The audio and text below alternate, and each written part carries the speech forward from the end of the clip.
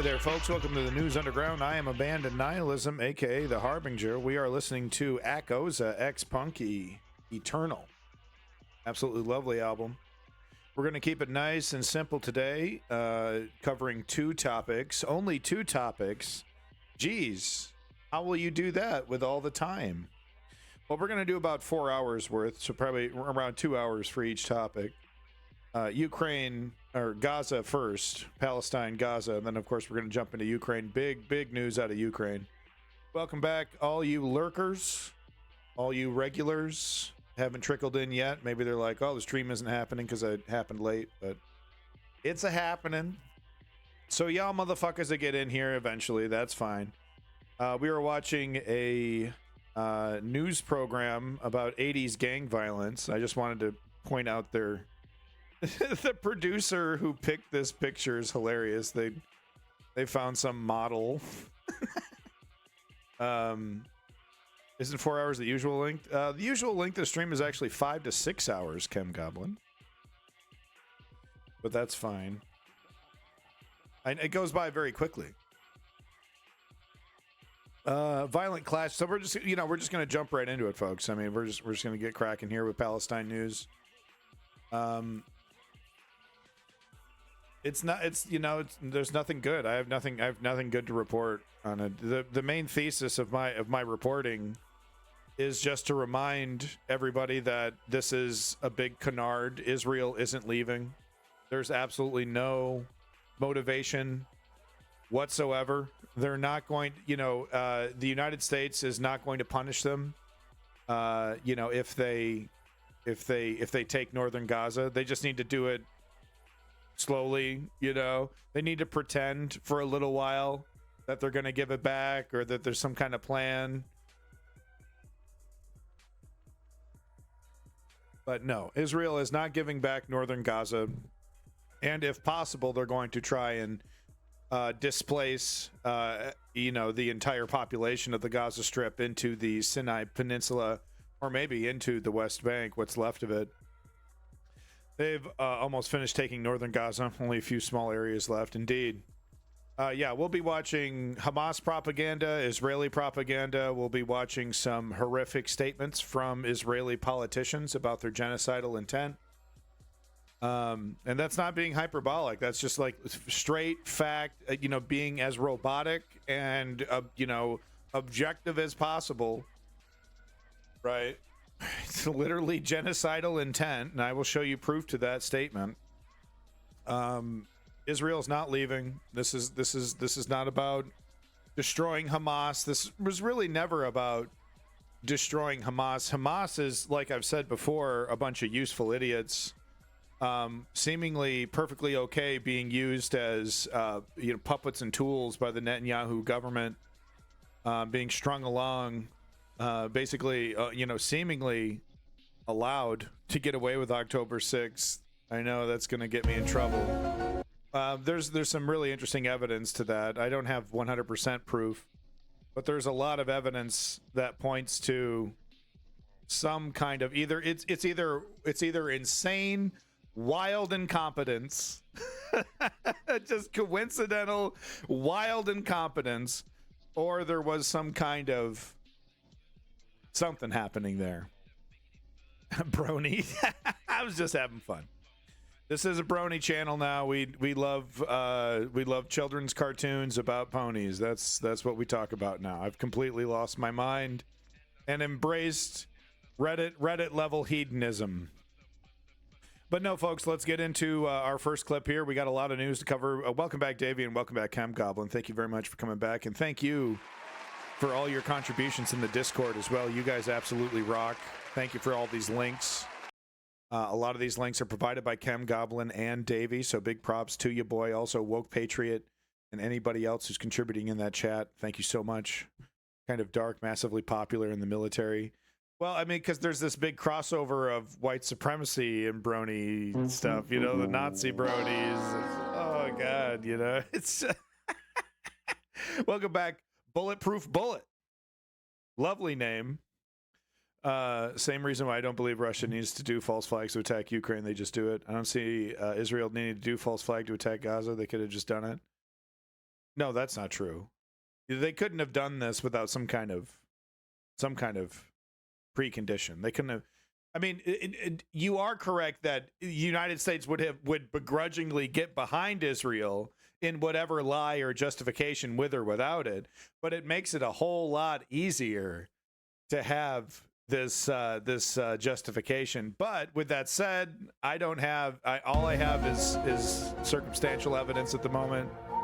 All we have is basically evidence. We have evidence of the Netanyahu government kind of pseudo embracing Hamas, kind of allowing Hamas to grow inside the West Bank, or inside Gaza, while ignoring the PLO. There's evidence of that.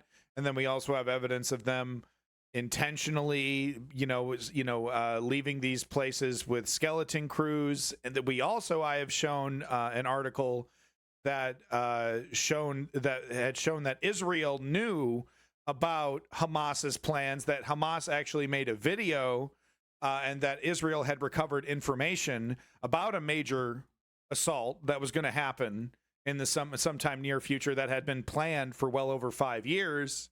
Israel knew about that. But so that's all the evidence I got.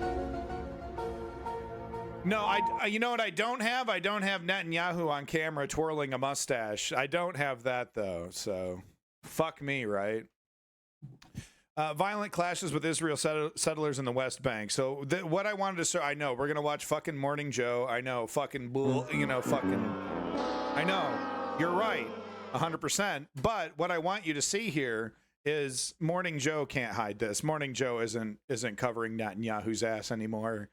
This is quite a turnaround. If you've been watching mainstream media as long as I have, this would have gotten yo ass. Cool it with the anti-Semitic remarks. An email. Oh, somebody's getting an email had they did this. And let's not forget, Mehdi Hassan almost lost his job. I guess he got it back. He got, because like, how the hell are you going to fire Mehdi Hassan and then let motherfucking, was it Jimmy over here from Morning Joe, basically kind of do the same exact thing and get away with it? Anyway, let's get to it. Sorry, I know. As Israel continues its fight against Hamas in Gaza, and he's the words are chosen so carefully here because we're about to be telling the truth about what's happening in Gaza, so we got to make sure we frame things correctly. This is a fight. This isn't a genocide. This isn't ethnic cleansing. This is all justified. And this is somehow a viable strategy to defeat Hamas as well, guys, somehow. Miles away in the West Bank, Palestinians are facing threats from Israeli settlers who seek to push them out. Work for the U.S. NBC News chief foreign correspondent Richard Engel reports from the West Bank. Occupied West Bank. Interesting. Look at that map. Hold on. Let's go back to that. Occupied West Bank. Oh, my goodness.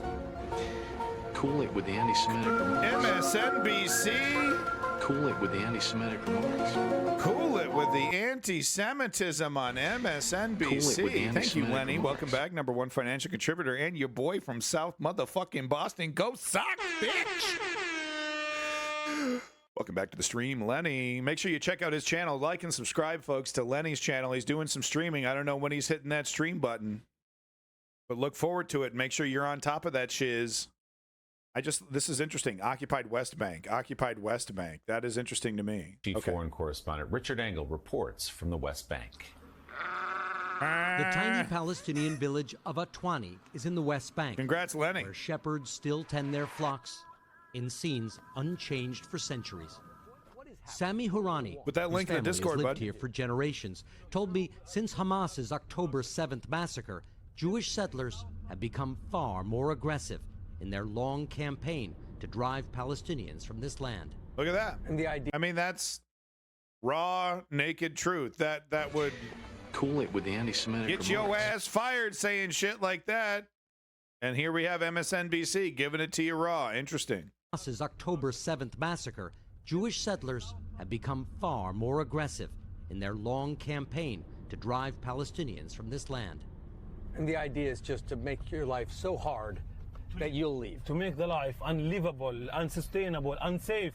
Just at some point you will flew away from here. Sami says the attackers come from Chavat Maon, a Jewish settlement built on occupied Palestinian land. Yeah. The settlement is illegal under international and Israeli law. So correct me if I'm wrong. I have heard reports that there are these border settlements already cropping up around northern Gaza. I would like confirmation on that, though. Now they have more and more authority and more and more You get protection right on to the do what they border. want. Look at that. That includes, he says, shooting at Palestinians. Yeah. They get right on the border, and then they harass. And if these guys dare fight back, the IDF comes in and fucks everybody up, and then they get to take the land. It's unbelievable. It's unbelievable. And it's all good, though. It's all good because, you know, future war with Iran or something. You know, I have my doubts that Israel is actually going to, you know, if we actually need to have Israel, you know, come to back. Okay, it's time to cash that, cash those favors in. Time to go to war with Iran. I don't think Israel has the stomach to do this or go to war with any other Middle Eastern country, because that's like the whole justification, right? Is why we slob Israel's knob over here. Military. That's a military term. It's a geopolitical term. Just you look it up. But you know, it's not some magic spell Israel has on the U.S. government. Okay, it's a geopolitical strategy, right? So. I have my doubts, though, that if we have to cash that motherfucking check, that these guys are actually going to come calling and get on the front lines.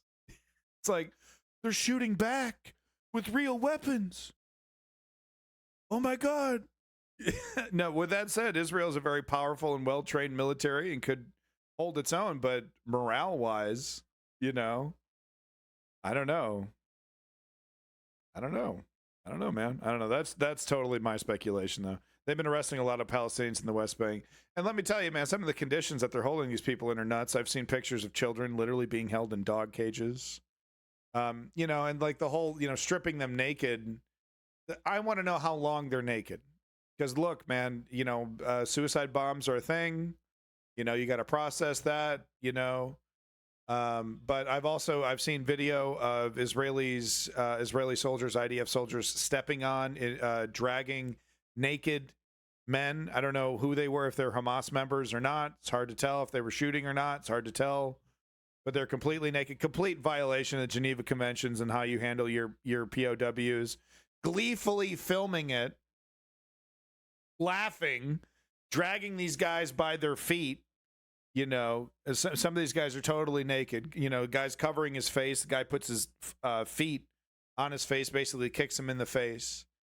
That's, you know, so I have seen that video as well. It's really happening, you know, but the thing is that if you've been following this, it really isn't new. The only thing that's new is just the amount. It was a steady trickle of violence. And then when Netanyahu and Bibi and Netanyahu and Ben Gvir got in charge, I did a stream specifically about, hey, I'm noticing these guys ramping up the violence, ramping up the antagonism. The first thing Ben Gvir did, like day one, was he went into Jerusalem and, you know, had the IDF raid the mosque and just totally, what's the word, you know, had pissed out shit all over the place, not physically, not literally, but desecrated. He desecrated the mosque intentionally. That was like the first thing Ben Gvir did. And I was like, wow, this is like an intentional upping of antagonism. And it's just the steady trickle. Now it's a full-blown torrent. And the real question is, you know, what are people going to say 6 months down the line, 12 months down the line, when Israel hasn't left? And there's clearly no intention of leaving northern Gaza. And, you know, maybe they've, you know, pushed everybody out like a toothpaste tube into the Sinai Peninsula, and there's no intention of giving it back. What really is going to be? Is it really just going to be, oh, well, it was ours from the beginning, Holy Land, it's all justified, no one's innocent, just hand wave it all away? Is that it? And we just got to deal with it? Pretty fucking sad, man. Because I really don't see that's the trajectory that this is going on. Joe Biden's not doing anything about this. So if you were shot right now, there would be no consequences. No consequences. No, there's no consequences for shooting a didn't take Palestinian. long You before get a little we were slap noticed. on the wrist. There's a Jeep coming toward us now. Oh yeah, what could be He was happening? dressed like an Israeli soldier, but had no name tag or rank. You want us to leave? Yes. Okay. What's the problem? So this guy is probably a settler who used to be in the IDF, You want us to leave? right? Or a current member of the IDF that is, you know, supporting the settlers, but he, you know, there's a procedure here. So he's showing up without insignia to harass news media, you know, and the Palestinian people. And this is normal. This is everyday stuff. It's just it's just, like I said, cranked up to 11 right now. Yes. Okay. What's the problem? Stop the camera. Get into the car now. Okay. Get into the car now. Leave it. Get into the car now. He needs his Get ID. into the car now. He needs his ID to go. Yes, get into the car now. Okay. What do you think is going to happen now? I really don't know. Anything can happen. Now we will see. We left without further incident. Sammy shared with us other videos appearing to show settlers attacking his neighbors. The Israeli government responded in a statement, saying in part it has zero tolerance for citizens taking the law into their own hands. Total lie. It's been a lie for about 20 years now. There used to be, I think, some color of law, some kind of enforcement. You know, there is some kind of precedent for some of these people, some of the most egregious. There's like some serial killers and stuff, right, that have been arrested, and some others that have just taken it too far. But if you inch by inch crank it up, keep the pressure up, you're totally allowed to be right there on the outskirts and harass these people. They just show up. I reported on a story, just totally insane. Imagine this: you're sleeping in your home, 4 o'clock in the morning. Israelis just bust down the door of a Palestinian family, 4 o'clock in the morning, kick all the men out. Trash the place, stick guns in everyone's face, and then leave. That family moved out the next week. They finally had enough after living there for like hundreds of years. Their family home. They finally said, "Well, our lives are more important than this home." And it was pretty clear that they, the next time they show up, that they were just going to murder us. That is the reality. Right? And MSNBC getting a taste of it like this is new. Like this is new. Did you know there's an apartheid in? Wow, I didn't know. Hey, Morning Joe, did you know? I remember that interview I showed to Morning Joe with the representative from the Palestinian Authority?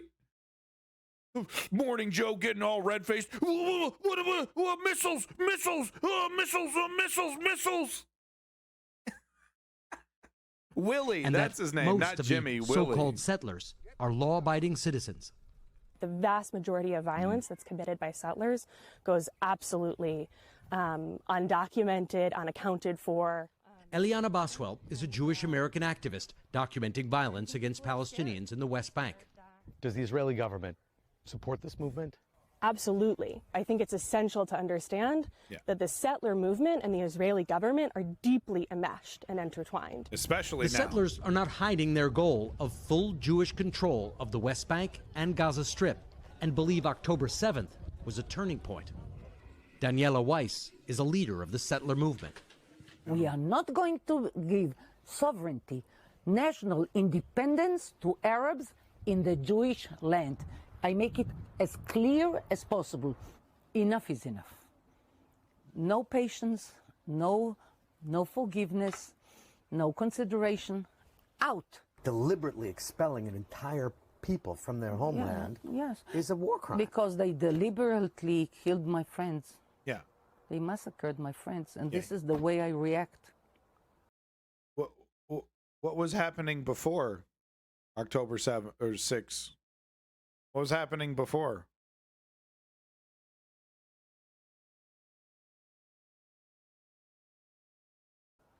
I'm full with pain for Is it my October people. 7th or October 6th? I'm So getting I do January not have room for other people. 7th. Richard Engel, NBC News. And October 6th mixed up. If I just type October 6th, it'll come in, right? Oh. I'm getting my two mixed up. Yeah. Yeah, it's October 6th. Same day as the Yom Kippur War. Interesting that it's not the first thing that comes up. Wow, that's interesting. Yes. And January 7th? No, it's January 6th. Yeah, insurrection. January. So they're both 6. Okay. They're both 6. But there you go. Just total casual genocidal intent. No problem. They all got to go.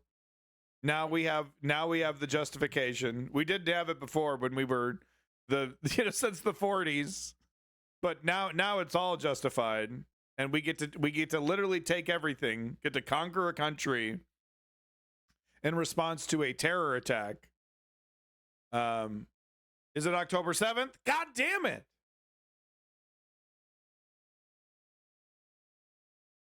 It is October 7th, January 6th and October 7th.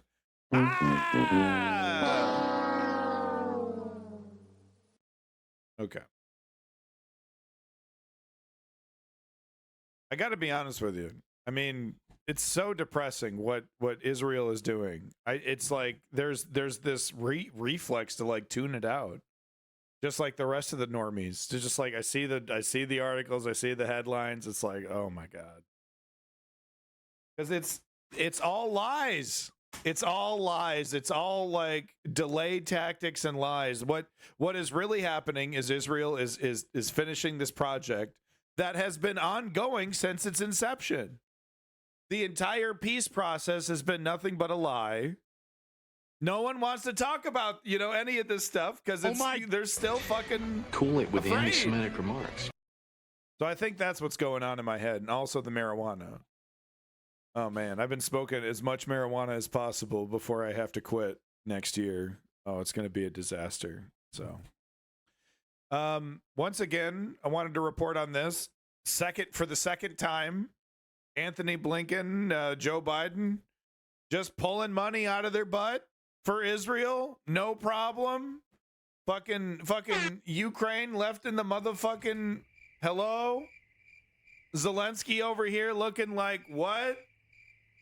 What is Israel doing with this money? Putting it in the bank?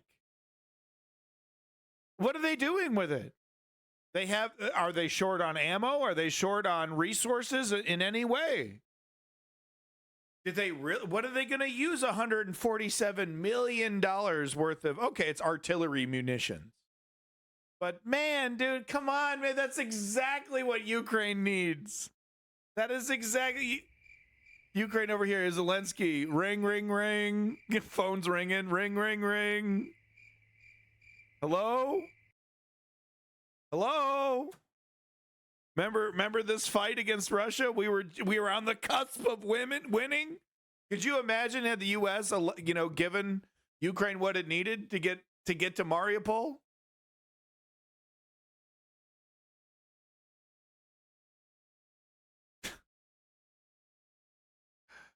So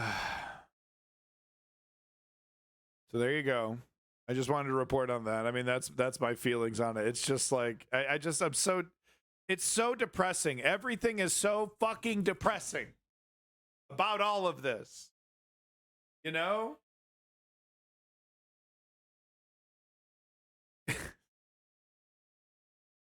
sure this is exactly what Ukraine needs. I'm certain of it. All right, we got a lot to go through. Gal Gadot has been receiving a lot of hate because of her naked support of Israel's ethnic cleansing campaign against the Palestinian people.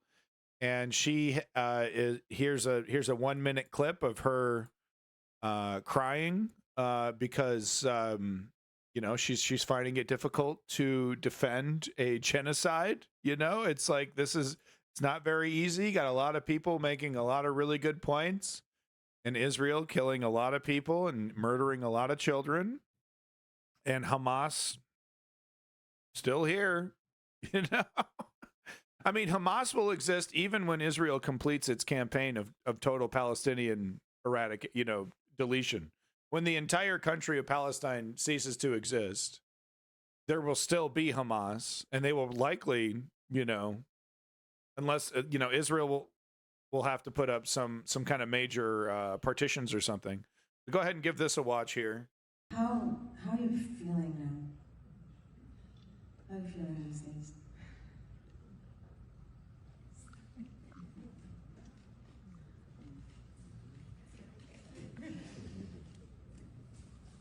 Not great.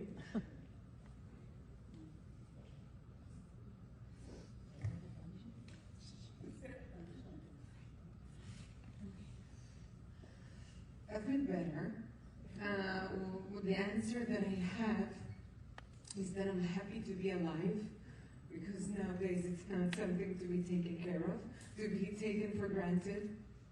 And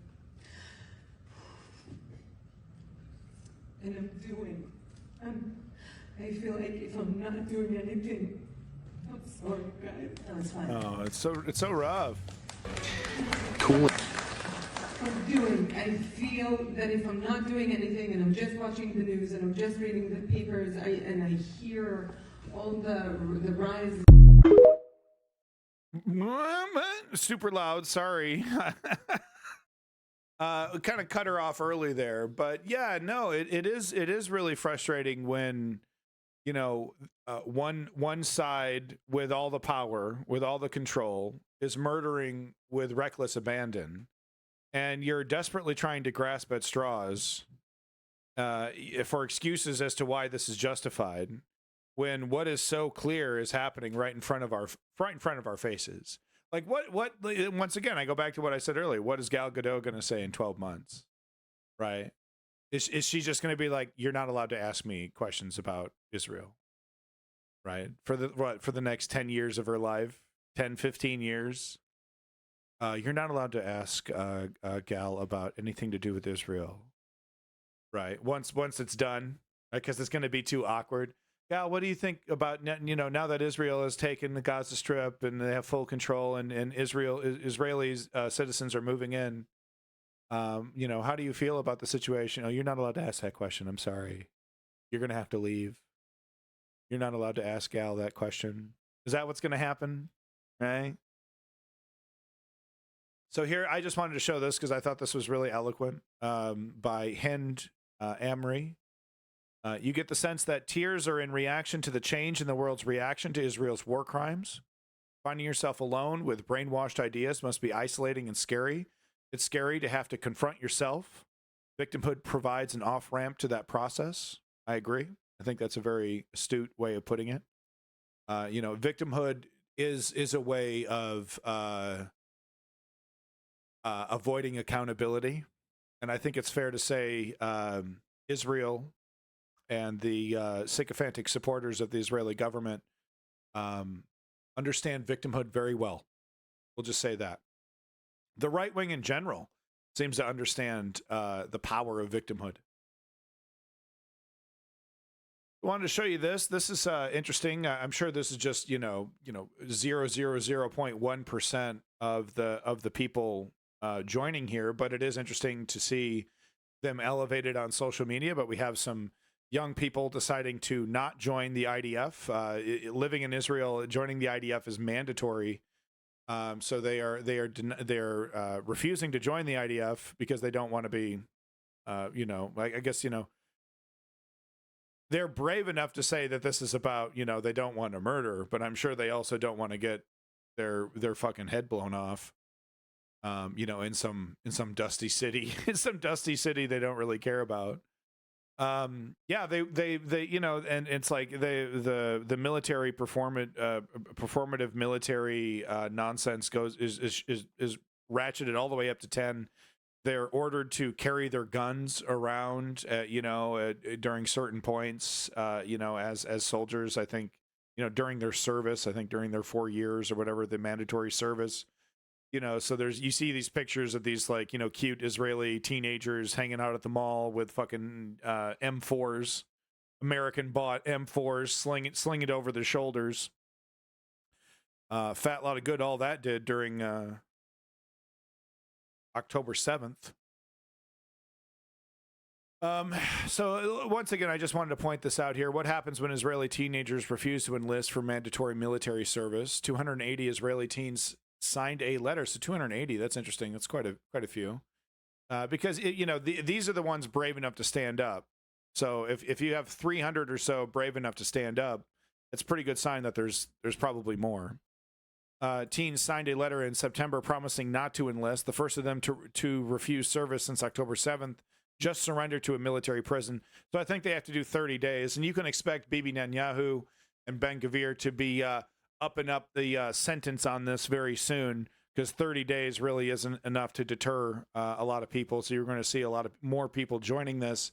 unless they, really crank up the punishment on that. So you're going to see a big priority in that one, I'm sure. I'm certain of that.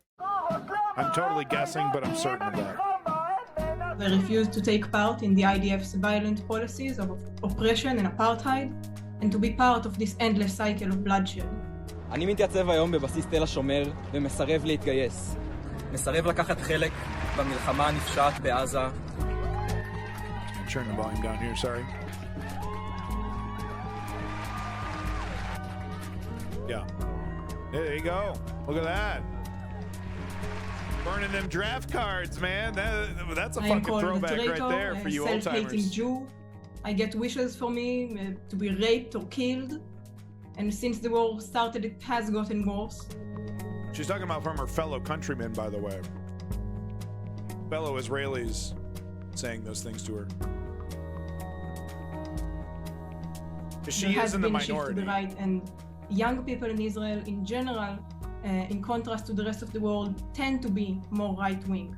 And I choose to refuse in a very public way in hope to reach the Israeli society, especially young people, to show them that refusing is an option. Totally and amazing. That peace is an option, the only option. Wow, 17 years old, folks, 17 years old. Wise beyond her years. Wise beyond her years, absolutely. 100% correct. Totally brave, 100%, correct. She knows what's right and wrong. And I like that she eloquently acknowledged that, the youth in Israel are far more right wing than a lot of, other countries. Look, you got to understand why. If you understand what it's like to, to live in Israel, the propaganda is on day one, and it's all about Israeli exceptionalism. This idea that you're the best.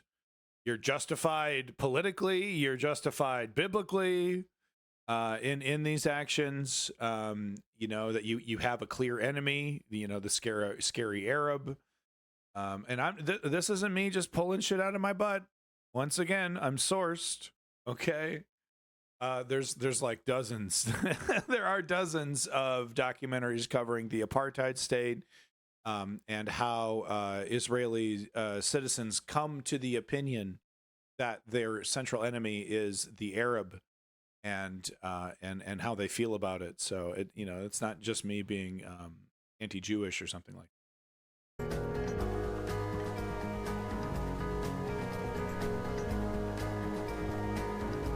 Yeah, Lenny, that's what I was saying, man. Burning them draft cards. It's like actually Vietnam. A whole system of violence.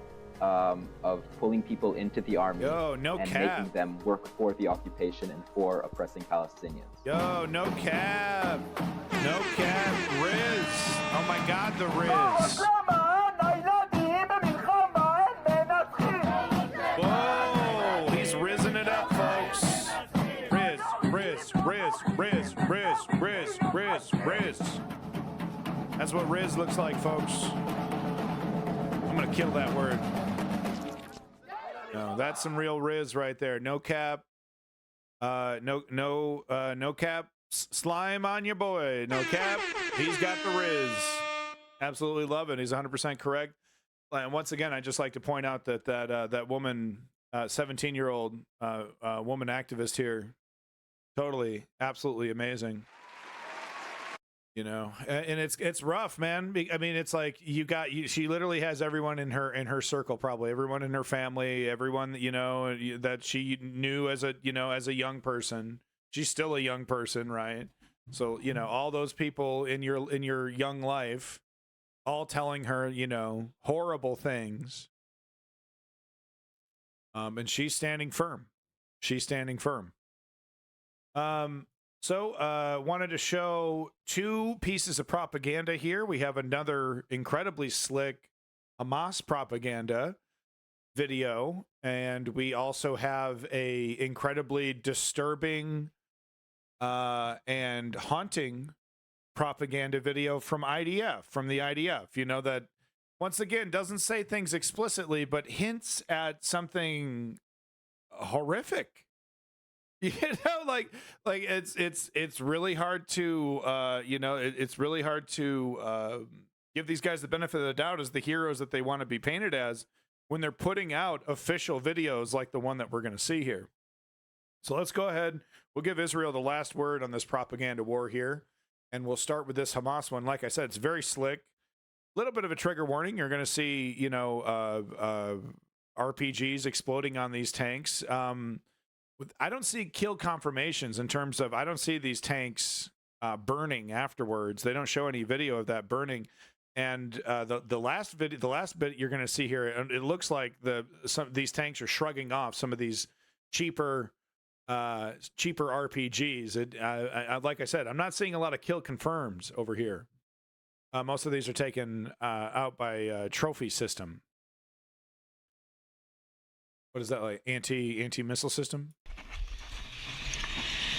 Once again, though, I got to point out just how slick this propaganda had. The editing, the social media skills, you know, of Hamas seems to be pretty on point, which makes sense. I mean, probably a bunch of young people, quite frankly. Woo! That dang, right up top.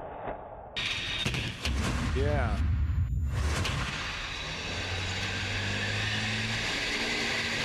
And, you know, and not to be armchair general here, but we're seeing the classic mistake of, you know, tank extended too far. Where's the infantry support? This is why you need infantry support covering these windows and whatnot. We're seeing this in Ukraine as well. You know, maybe there is some support and these guys are just poking out, but clearly not enough. Oh, I didn't know that bulletproof bullet. That's interesting. Well, clearly nothing stopping these. I mean, they're so close to the goddamn tank they can kiss it.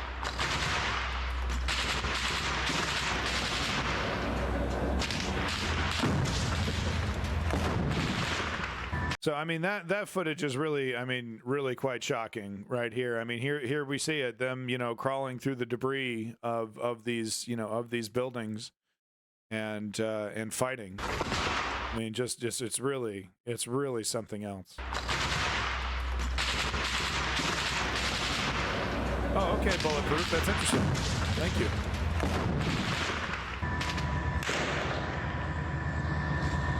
Bismillah.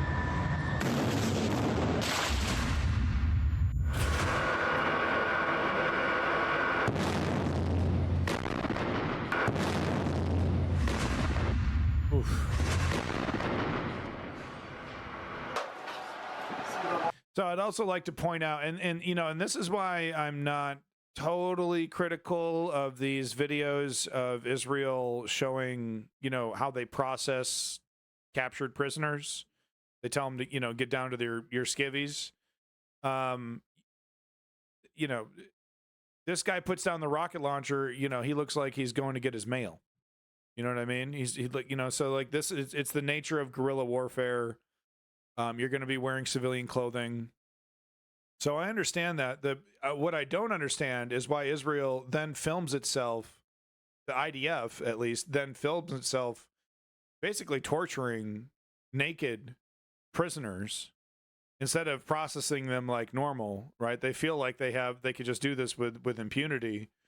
You know, because the IDF put out a video just last week of, you know, naked Palestinians, you know, I don't know if they're Hamas members or not, but totally human rights, you know, fucking war crime, you know, like literally you don't want to be filmed doing that. Even if your military is cool with you doing that, you don't want your face on that shit. You don't want to be smiling.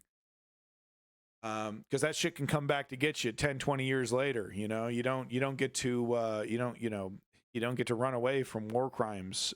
You know, and you're over here, you know, putting out social media videos about it. So anyway, I just wanted to point that out, that, you know, the attire makes this, you know, it's guerrilla warfare. It makes this very, very difficult for Israel to figure out who's Hamas and who isn't Hamas. And quite frankly, there are other groups, resistance groups that are not Hamas that are also operating as well. I learned about that a couple weeks ago. So there's a rumor that there's a trophy system would fail if you're under a certain range. Yeah, I mean, obviously, there's nothing. I mean, nothing. You know, nothing can react that quickly. Okay, Ren, we're going to go ahead and give you a timeout. Look, the solution is not to dehumanize one side or the other. Okay, I'm just going to have to give you a timeout for that language. I understand the tempers are quite hot, but the solution is not to dehumanize one side or the other. Okay, the solution is to try and find, it's tough though, man. It's tough because it's like, how do you find common ground with the right-wing government of Bibi Netanyahu and Ben Gvir? You don't.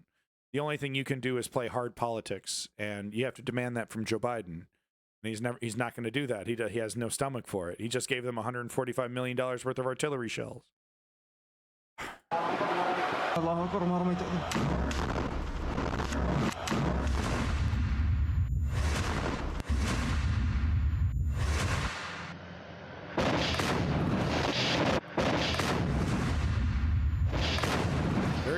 Very slick editing. I wonder how you do that. A freeze frame, then reverse, then play it again. Yeah, I mean, that's not a countermeasure, bulletproof. That's that's a direct impact, dude.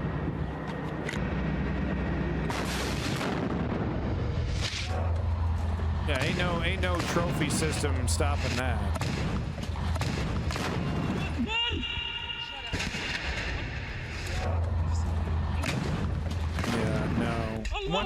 Once again, let me make it very clear. I think Hamas is a terrible organization, terrorist organization, confirmed. That's basically holding the Palestinian people of the Gaza Strip hostage. They're the perfect. They're literally playing into the Bibi Netanyahu government's hands, like they're following a script. They're absolutely fucking terrible at representing the needs of the Palestinian people. So I just wanted to make that clear. Yeah, so Richard, you're not going to be able to quote unquote destroy Hamas without completely removing all the Palestinian people from the Gaza Strip. Are you okay with that, Richard? Completely removing all the Palestinian people from the Gaza Strip?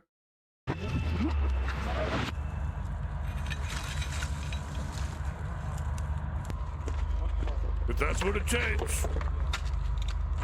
Right, Richard?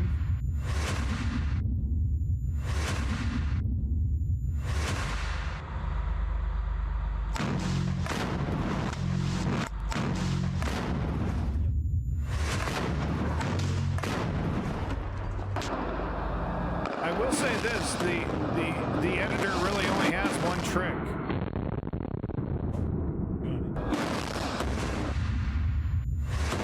Allahu Akbar. Okay. Currently in the reserve army. Wow. So that must mean that what? Does that make you totally infallible? Could you answer my question? You're not defeating Hamas. In fact, Hamas will exist even if you completely remove all the Palestinians from the Gaza Strip. But the only way to ensure that there is no Hamas in the Gaza Strip is to completely remove all Palestinian men, at least. But, obviously that's not going to happen. It'll be all the Palestinians. So, Richard, Mr. Reservist in the Army, do you support removing all the Palestinians from the Gaza Strip? That's the question. No, you have one more opportunity to answer my question before I time you out. So you either answer my question or you get timed out. That's how it works on this stream. All right, Richard? So I better see a response to my question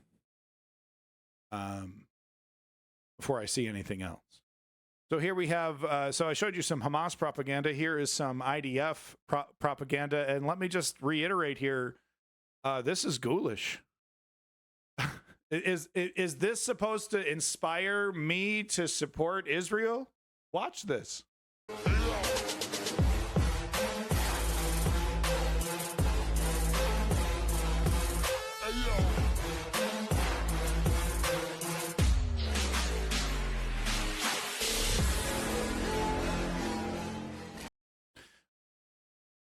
So completely ethnically cleanse the entire region and then let them come back.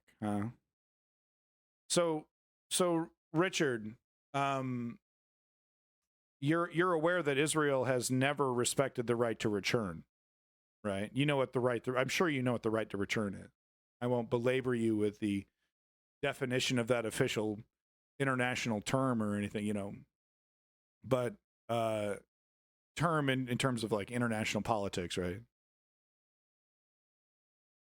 Egypt says no, Richard. So I guess Egypt doesn't have a choice, huh? Egypt's just going to have to suck it up, accept over 2 million refugees, right? And from a country that has never respected the right to return, we're going to drain out the Gaza Strip.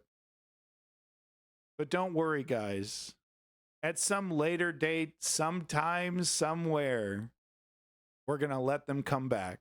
Richard, do you honestly believe that, would you accept that, Richard? Would you, sitting in your own home, if the you know, if the fates were reversed and you yourself were a Palestinian, would you accept that, Mr. Army Reservist, Mr. Warrior, person who's picked up a gun, right? Who's willing to pick up a gun and willing to fight? Would Richard the Palestinian accept being exiled and removed from his home for a random amount of time? We have no idea, with the vague promise. Yeah, I'm aware. October 7th. Yeah. Are you aware that that does not change the nature of ethnic cleansing? That doesn't change the fact that you're ethnically cleansing? Richard? October 7th doesn't actually give you and Israel the permission to empty out the Gaza Strip and dump those people into another country. Did you know that?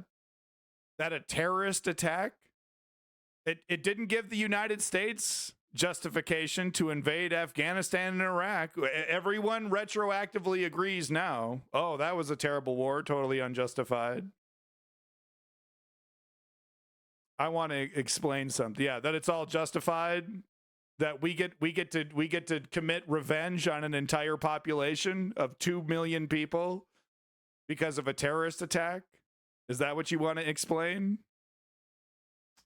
Richard, it started in the 1940s during the first Nakba. That's when it started, Richard. And it's been a nice, steady trickle of violence ever since against the Palestinian people, Richard. We're just conveniently forgetting about all this. Oh, but we didn't forget about something, what, thousands of years ago when the Jews were there first, huh? Oh, well, you know, the Jews were there first before the Palestinians, thousands of years ago. So we get to take it all back.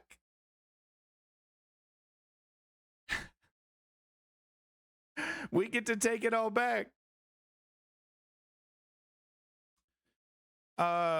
It means Israel gets to kill as many people and exile as many people as they want to achieve whatever goal it deems necessary. That's what it means. It's all justified. Didn't you know that? It means we can dump 2 million people into Egypt and no one's going to have a problem with that. Oh, by the way, we're the moral ones. We're the good guys. The ones that are forcibly removing 2 million people from their homes and dumping them into a country that doesn't want them. Good guys. Hey. Cool it with the anti-Semitic remarks. All right, I get it.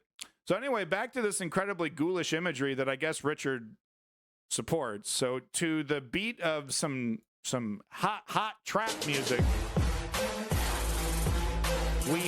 we have basically imagery that is, we're deleting families, we're destroying families. Look at this entire family that we destroyed, killed, murdered. We're cool, and we're like, fuck your family, bitch. We're such badasses. So I guess, Richard, you're cool with this imagery? This is totally good. This is what the good guys do. We delete families. We delete families. justified to destroy anti-Western terrorists. So Wheeze, right? So you're not going to kill Hamas without completely removing everyone from the Gaza Strip, completely ethnically cleansing the Gaza Strip. Yeah, you're not going to kill everybody. You're just going to dump them into the Sinai Peninsula, right, in Egypt, right? No biggie. No biggie. You're just going to forcibly remove 2 million people from their homes and dump them into a country that doesn't want them. Going to delete some families. We're the good guys. It's called being the good guys.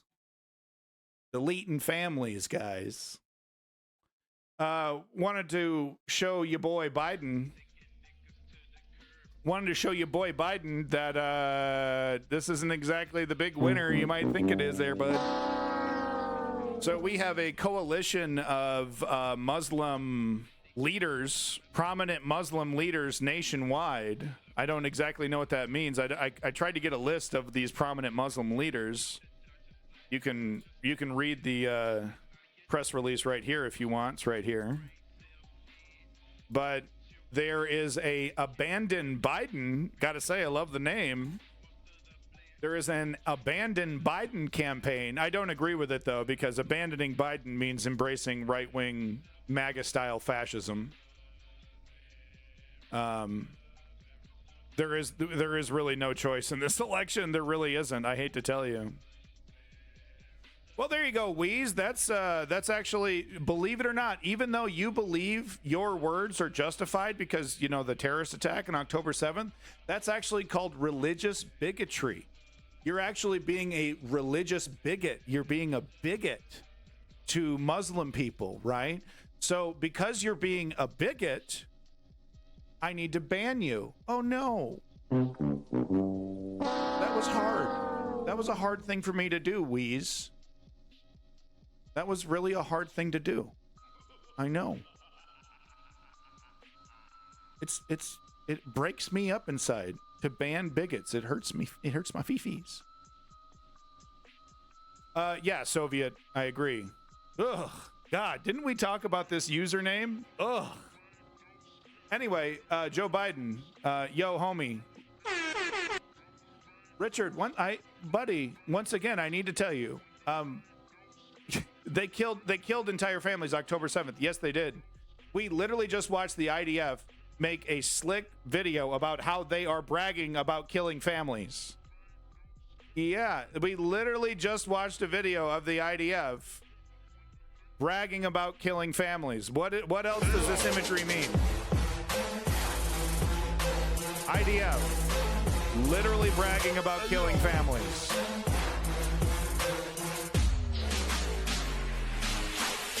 Is it because there's like a dance beat? Is that why it's okay? The point that I'm trying to make is that it's not justified. It's actually not justified. It's actually still a war crime. It's still ethnic cleansing. Like, it doesn't, it's like when the United States, when 9/11 happened in the United States, and it was justified because of terrorism, it actually wasn't correct of the United States. It wasn't a good strategic move. It didn't work. It didn't destroy terrorism. Didn't kill the Taliban. Didn't kill ISIS. Didn't kill ISIL. So it didn't achieve its, primary goal, and it did not achieve, the goal of destroying terrorism, worldwide, and it didn't work, is what I'm trying to say. I had more points, but marijuana got him. But anyway, press release over here, Biden. Muslim leaders getting together saying, we're not voting for you, dude. We're not voting for you. Because of what's happening, of course, in Palestine. What reaction did I expect after the terrorist attack? Kill everybody. Kill everybody, exile everybody. That was the reaction I expected, was total... Yeah, because Bibi Netanyahu, it was exactly what Bibi Netanyahu wanted. Ben Gvir immediately defiled the mosque in Jerusalem, immediately got it going. Bibi Netanyahu received a report that there's a big terrorist attack planned around Yom Kippur. Ignored it. This is exactly what Bibi Netanyahu wanted. So this is part of the plan since the very beginning, seemingly, of conquering Palestinian territory and taking over the entirety of the Palestinian state.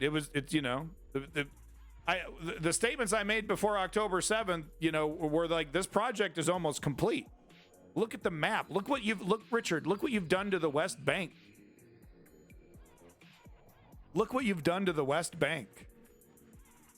Bunch of little islands, bunch of little circles that get smaller and smaller and smaller and smaller because of the settlers. It's ethnic cleansing. It's a weird neo-colonialism. It's because it's not classic colonialism. Classic colonialism, just roll the tanks in, get them out of there. That's kind of what's happening in northern Gaza, little classic colonialism. But what's happening in the West Bank is this new style of colonialism. Slow and steady, bit by bit. Oh, we don't like those settlers. We don't like those settlers. Those settlers are bad. We don't like them.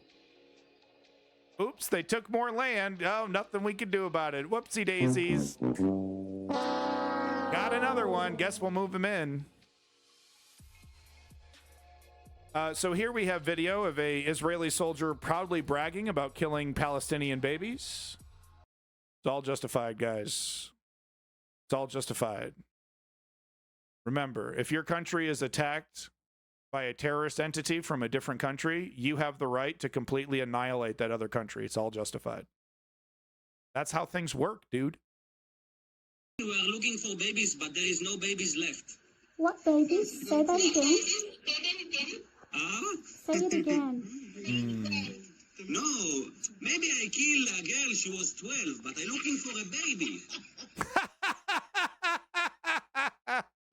This guy's funny. Looking for babies, but there is no babies left. Funny. What babies? Say that again.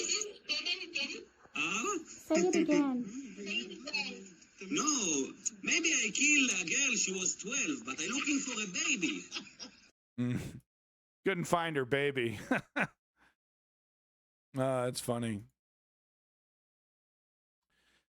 Here we have the IDF intentionally desecrating a Palestinian person's home. This is further, further evidence that Israel has no intention of leaving. The IDF, there's the IDF, recently got chastised. They got a little slap on the wrist for planting a flag, an Israeli flag there. Basically a sign of you've been conquered, right? The classic sign of you've been conquered. Had to take the flag down. But the IDF knows what's going on. They understand that this is a campaign of getting entrenched. We're going to get the whole place occupied. And then, just let things simmer for a little bit. Let everybody forget. And then, let the settlers do their thing. So here, this is what it looks like. These are IDF members in a Palestinian person's home.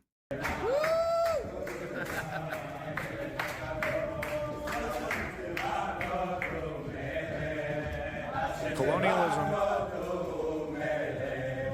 It's colonialism.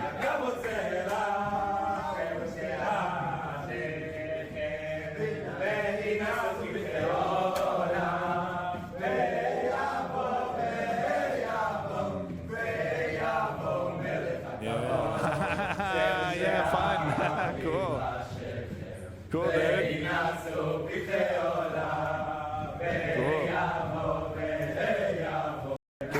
Don't forget that if you're an American citizen, you helped fund this for decades, actually. And as Joe Biden likes to brag, like, it's been 10 minutes since Israel was incepted, we were supporting you. So I guess 10 minutes since the inception of Israel, you've been supporting this as a U.S. taxpayer. So we had a new jackass here in the comments section, Mr. Priest. Hamas must be destroyed. So the only way to quote unquote destroy Hamas, because there's no Hamas will not go away even once you've completely cleared out the Palestinian people from the Gaza Strip. Right, this is the third time I've said it, but it's important. So you're never going to get rid of Hamas. Hamas is literally never going to go away. But the only way to guarantee that Hamas will no longer be in the Gaza Strip is to completely remove all the people from the Gaza Strip. So, Priest, the question to you, do you support completely removing all the people from the Gaza Strip? It's the term for it is called ethnic cleansing. You know, you don't actually need to murder everybody to ethnically cleanse a region, just so you know, right? Like Nagorno-Karabakh, you could say, was ethnically cleansed, right? So, you know, do you support, basically, Priest, do you support the ethnic cleansing of the Gaza Strip, which is what's currently happening on the ground right now? All right, here is an shocking, I tried to get more information. Yes, well, okay. So you're mad at Egypt because they're not supporting Israel's ethnic genocide campaign? Oh, boo. Egypt, you got to back up Israel when they're trying to ethnically cleanse a region. They got 2 million refugees, Egypt. What are we going to do with them? It's your fault. You know, I blame Egypt for Israel's apartheid state. All right. Yeah, Israel doesn't allow that either. No, they don't, do they? They're kind of trapped. Almost like it's an intentional situation created by a bad acting right-wing government. Anyway, speaking of bad acting right-wing government of Israel, here is a politician. I wish I had his name. I'm not sure what his rank and stuff is, but I think he's a current sitting politician. Here's what the tweet says. An Israeli politician says Netanyahu is being too lenient. He uses the bombing of Dresden and the nukes dropped on Hiroshima and Nagasaki to justify a harsher campaign against Gaza. Quote, the intention, as Churchill said, was that there is no innocent German. So do you, Richard and Priest, do you agree with that? There's no innocent Palestinian. They all deserve it. Man, woman, and child. They all deserve to be, you know, exiled at best, murdered at worst. That's basically their only two options, is either leave or get murdered. Hamas was not a bash. So, Priest, I noticed that you're being a coward and that you're not answering my question. Did you know that, Priest, that you're acting like a complete fucking pussy-ass coward bitch? I'm sorry, to take it back. I'm sorry. Oh, I said the B word. Come on, don't do it. No, but you are acting like a coward. Why don't you answer the question? So you support the ethnic cleansing campaign currently being enacted on the Palestinians, completely remove all the Palestinians from the Gaza Strip, dump them into the Sinai Peninsula in Egypt? I love how Richard has completely ignored every shred of evidence and is just barreling ahead. You know, Richard, I think it's time for a little break, buddy. Thank you. Bye-bye. Oh, bye-bye. Bye-bye, Richard. You've been so elucidating. 10-minute break for you, buddy. So back over to the cowardly Priest who refuses to answer the question. Do you support the ethnic cleansing campaign in the Gaza Strip? Completely removing all the Palestinian civilians from the Gaza Strip. Do you support that? Priest. Listen to this guy. This is absolutely ghoulish, you know, and this is very important. What you see here is an attempt to justify mass violence, and this guy wants full-blown murder.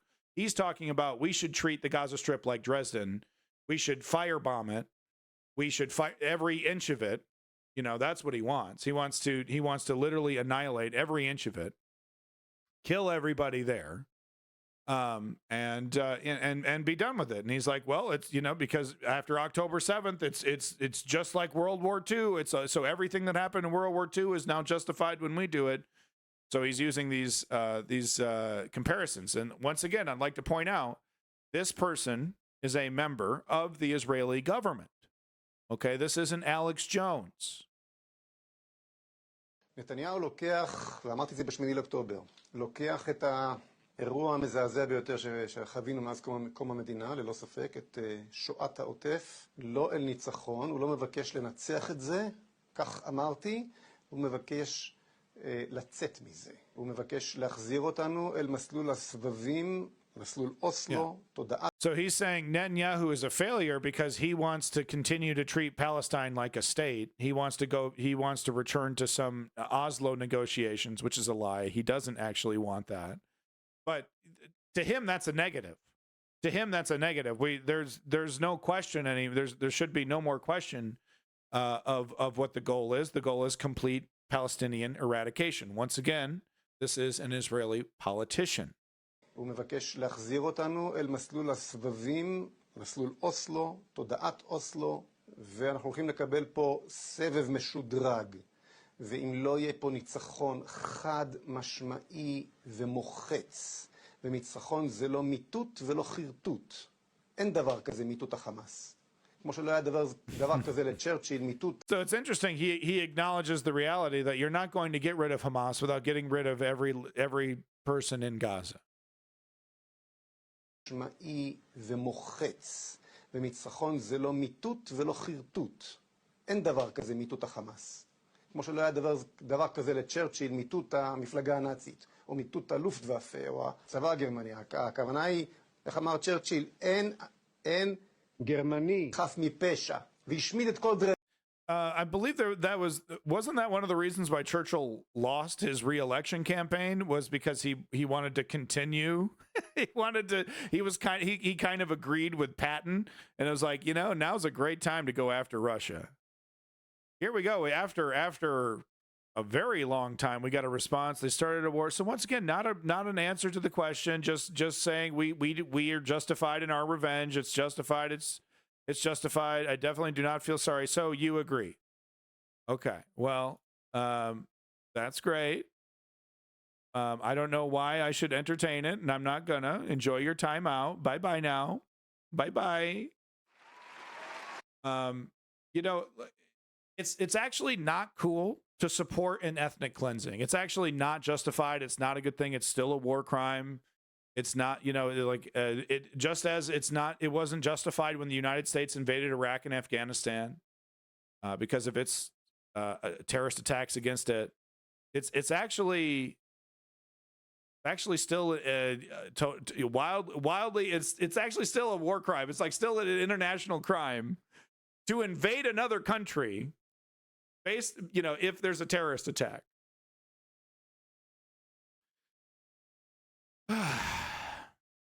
It's so crazy, man. I lived through the Iraq war. I lived through Afghanistan. I lived through that from the very beginning to the end of it. I lived through it. It was a complete farce. It was a total farce. And now it's like brought up as if it's like common knowledge that the United States kicked ISIL's butt. And I'm like, what are you talking about, dude? It took the Taliban 14 hours, roughly 14 hours to gain complete control of Afghanistan after we left. $4 trillion. Hundreds of U.S. soldiers dead. Over 1 million civilians in Iraq, at least, dead. I don't know how many civilians in Afghanistan dead. Anyway, back to this ghoul talking about how Churchill was like, yeah, well, Churchill said kill all the Germans.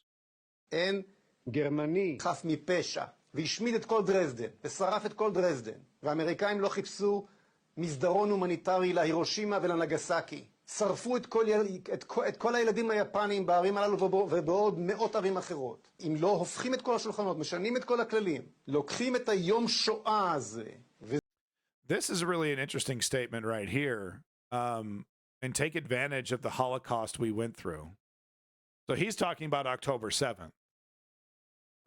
Lenny and Marks, welcome back, Marks. Yeah, I agree with your comments. And Soviet Mind, I see you over there. But just frightening, like, once again, Israeli politician. We should overturn all the laws. What the United States got to do Hiroshima and Nagasaki? No one bitched about that. Last time I checked, the United States receives a lot of shit, for its bombing. Scholars to the end of our lives will be debating whether it was even necessary, and it wasn't. It wasn't. The emperor just needed to save face. There were people in the emperor's orbit that were like, no, every man, woman, and child needs to commit itself to this war. But they weren't going to win. Come on. Those nukes weren't necessary. They really weren't. Whatever. But there's no way to prove one way or the other. Churchill was all kinds of things. Yeah. He was the exact right man for the time, but he was the man of the era, and he was born with a silver spoon in his mouth. But he was the exact right person to go up against the Nazis, but he was not the exact right person to create a peace. He wanted more war. He wanted to, he was like, dude, this is it. You want to expand the great British Empire? Here you go on a fucking silver platter, right? And that was exactly what Patton was saying with Russia, and that's why the U.S. had to fucking lock Patton up in a mansion somewhere. Shut the fuck up! לוקחים את היום שואה הזה וזורקים בעקבותיו את כל הכללים הישנים החוצה ומנצחים ניצחון מוחץ וכואב שמשמעותו היא שלושה דברים: כיבוש, גירוש, occupation, displacement, and settlement. This is the plan, folks, from an Israeli politician.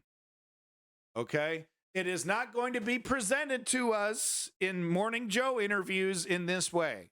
It's going to be little bit by bit by bit. The truth is going to come out.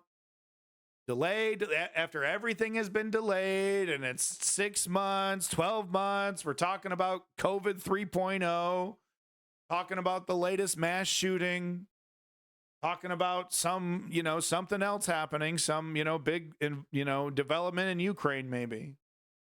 Right. And we've all forgotten. Settlement. The settlement is, dump them in the Sinai Peninsula, dump them in Egypt. General Patton was not a piece of shit. General Patton was not, not exactly a hero. He's not a piece of shit either. His strategic ability to destroy the fucking Nazi machine, once again, he was the exact right man for the time.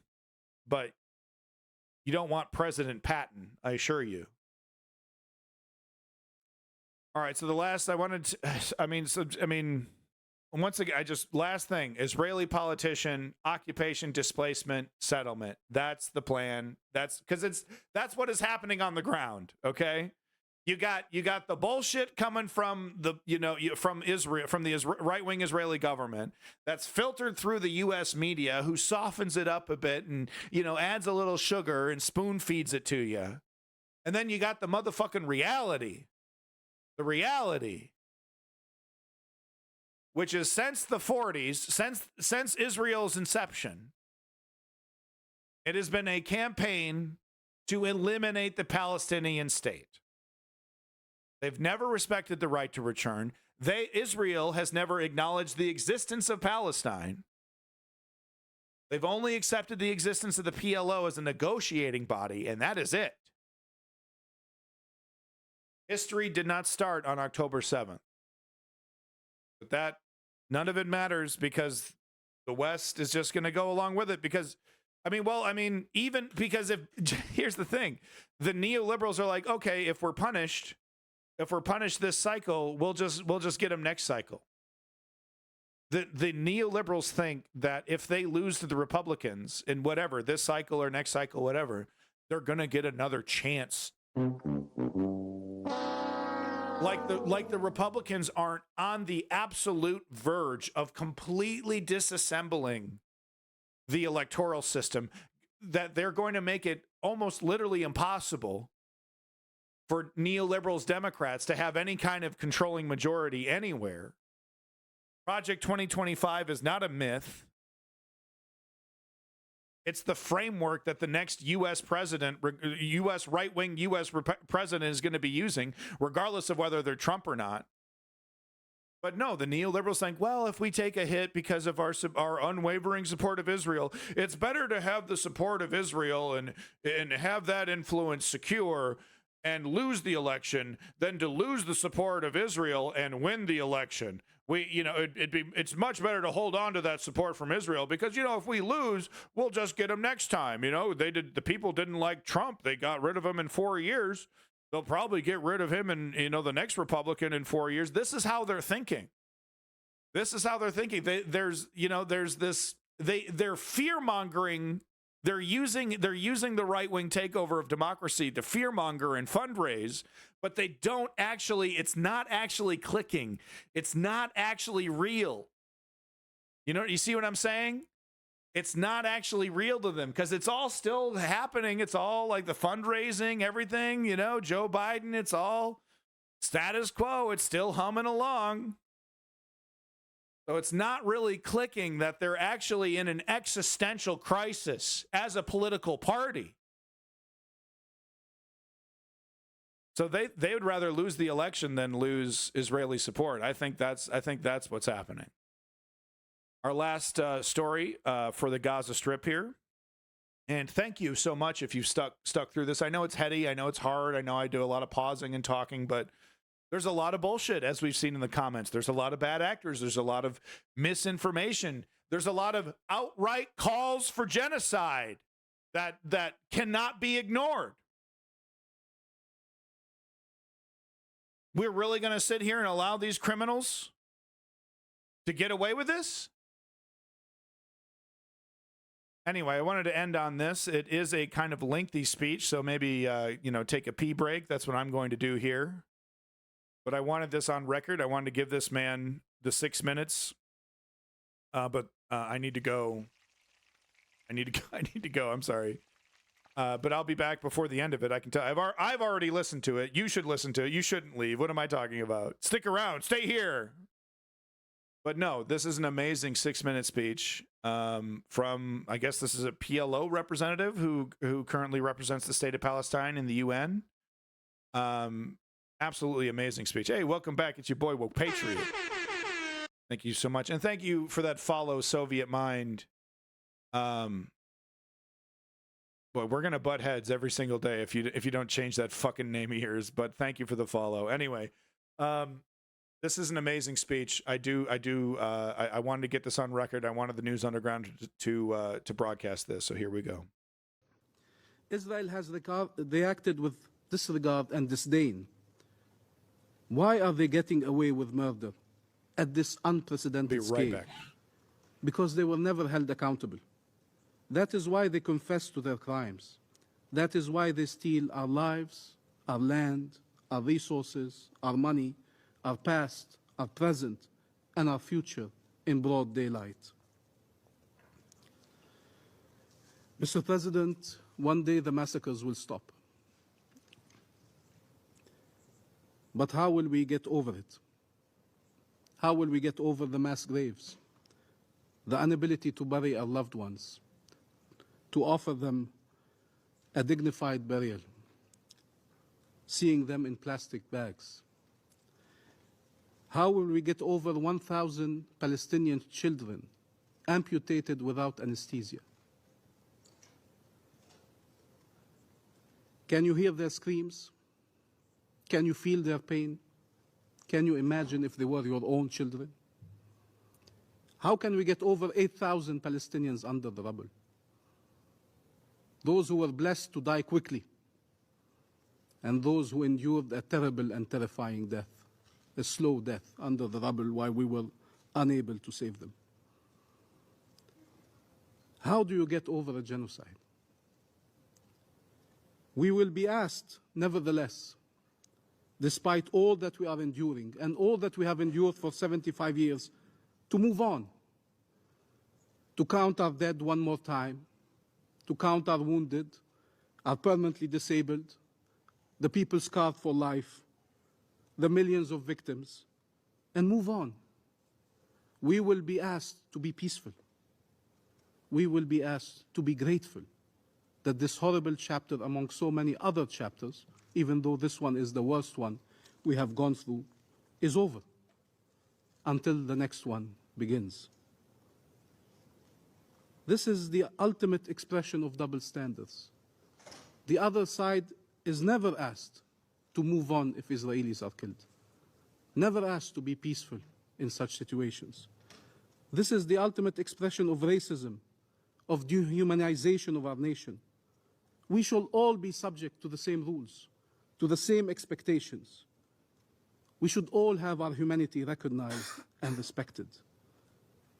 Those who have dared till now to find a way or another to justify what is happening in the Gaza Strip will have. Priest is still here, and Priest is also still a coward for refusing to admit what Priest supports, which is ethnic cleansing. Oh no, it's justified, it's justified, it's justified. So just say it. I support removing all Gazans from, all Palestinians from the Gaza Strip. That's what I support. Have to endure say shame it, Priest. Forever. For those calling on our people not to seek vengeance, not to resort to violence, they must support our efforts to deliver justice. That is the path we have chosen, justice, not vengeance. But till now, that path has been obstructed in the face of the Palestinian people, and no one. Priest, do you or don't you support removing all Palestinians from the Gaza Strip? Yes or no? Has ever been held accountable for the crimes committed against them. Israeli impunity cannot be allowed to survive this assault. So finally, Palestinian survivors can live with the sense that the massacres will not resume. The horrors this impunity has led to will continue occurring. Taking a while to respond, Priest. Mr. President, the world is discovering the true Gaza while Israel is destroying it. They discover as Israel destroys our university and schools that we have one of the highest literacy rates in the world. They discover as Israel destroys our historic mosques and churches that we have religious diversity and a Christian community in Gaza that is an integral part of our history, our present and our future. The world discovers the name of brave Palestinian journalists and doctors as they learn they were killed.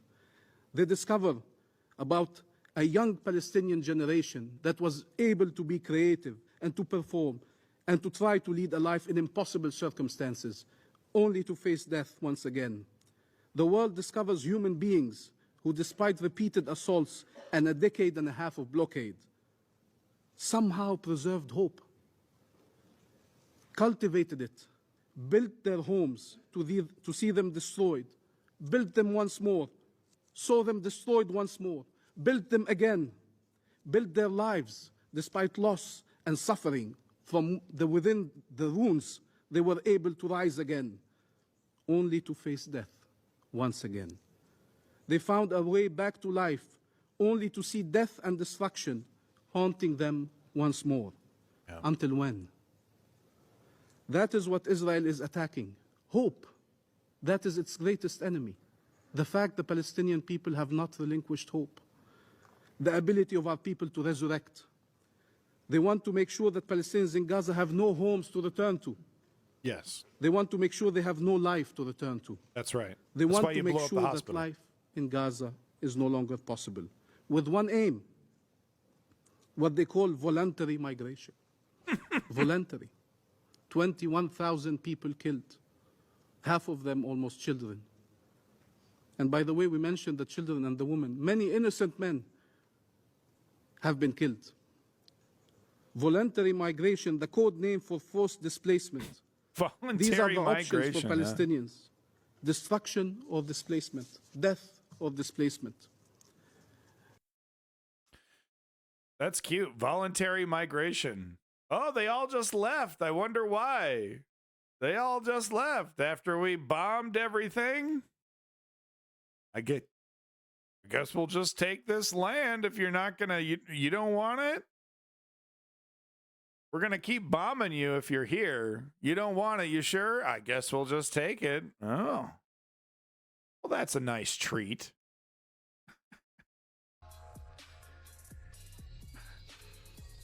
So I wanted to end on that, though. I wanted to end on, the statements of the representative of people of Palestine there.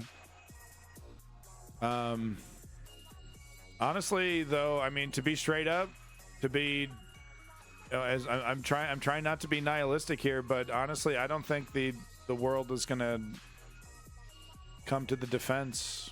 I don't think the West is going to help the Palestinians. It is going to be a sight to behold, though. It is going to be a sight to behold if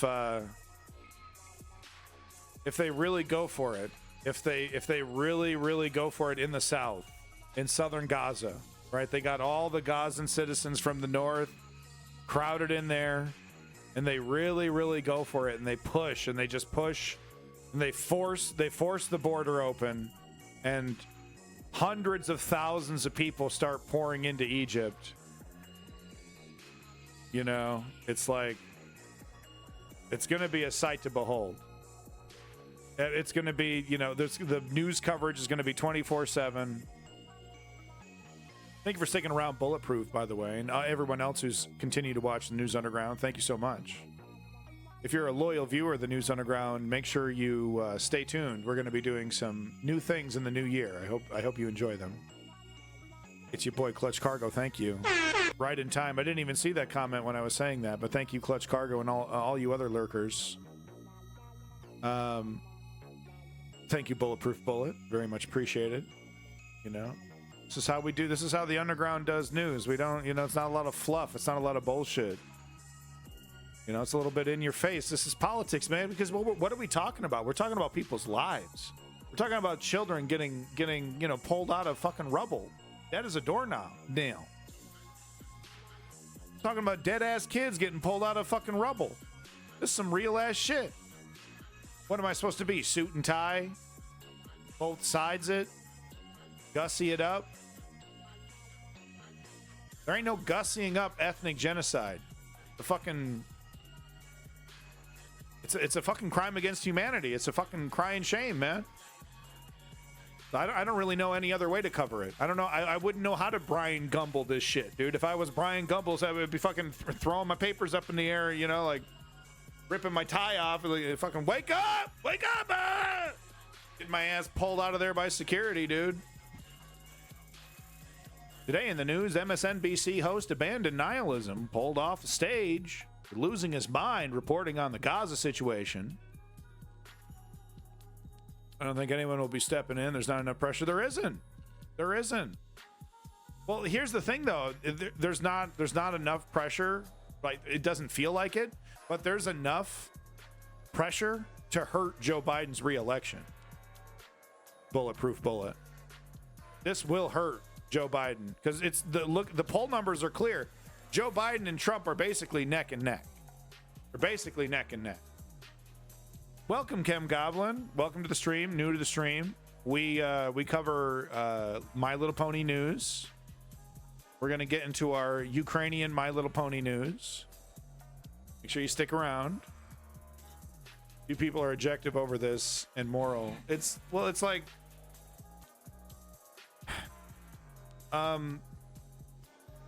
let me make it clear, because the bad actors will say otherwise. Israel has a right to exist. Israel has a right to defend itself. But an ethnic cleansing campaign is not defending oneself. Okay? We're not dealing with wasps. We're not dealing with an ant colony gone haywire. We're dealing with human beings, rational human beings. Oh, no, we're not. They're all Hamas. Every one of them drinks blood. Hey, you've lost the plot. You're wrong. No, I'm not. No, I'm not. And you're an anti-Semite for saying so. Cool it with the anti-Semitic remarks.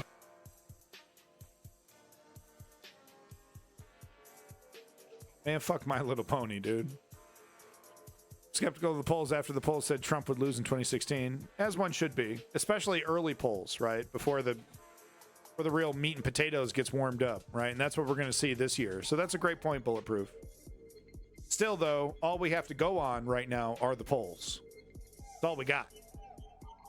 And it's undeniable. They don't look good. In fact, I'm going to report on it tomorrow. I didn't have time. I'm going to do a big Trump stream tomorrow, New Year's Eve, about Trump. and MSNBC reporting some of the most he's like literally historic lows in popularity for a president at this time. Literally less popular than Trump was at this time. And, that's all we got to go on. And that's, fucking devastating. It's not good. That's not good, though. That's not good. All right, moving over to our Ukraine coverage. We have not forgotten Ukraine. In fact, it's popping off at Ukraine, with Ukraine striking back, and also Ukraine doing something unprecedented so far in the war. And we're going to have a big, long discussion about it. Spoiler alert, it has to do with Ukraine deliberately attacking civilians. And this is going to be a tough conversation to have. So, look forward to that near the end of our coverage. We're going to kind of, go back one whole week. I know it feels like fucking years, but about a week ago, Ukraine successfully attacked a Russian warship, and Davey has been all over the Discord posting some amazing videos. So we're going to be going through these. If you've been lurking in the stream, avoiding talking about this horrible Gaza situation because it's a very gray situation. Well, welcome to the black and white world of Ukraine versus Russia, where Russia is absolutely in the wrong. So let's get to it. Let's watch this motherfucking warship get smoked, bitch.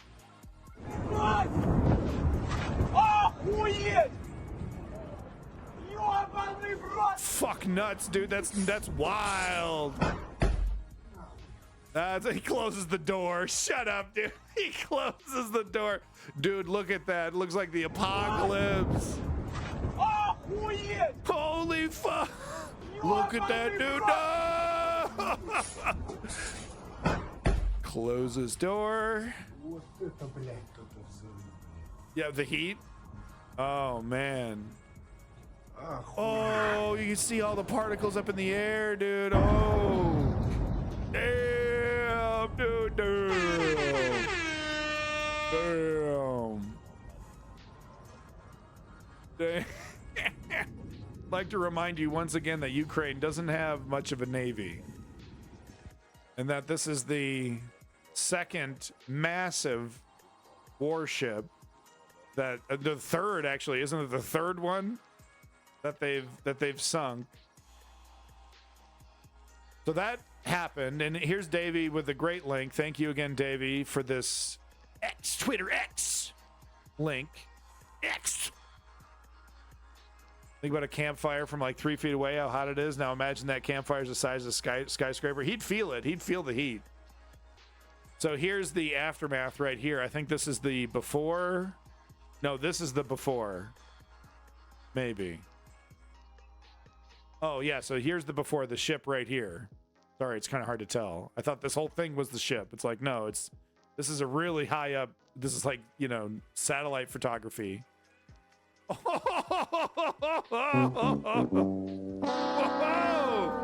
that's a crispy critter.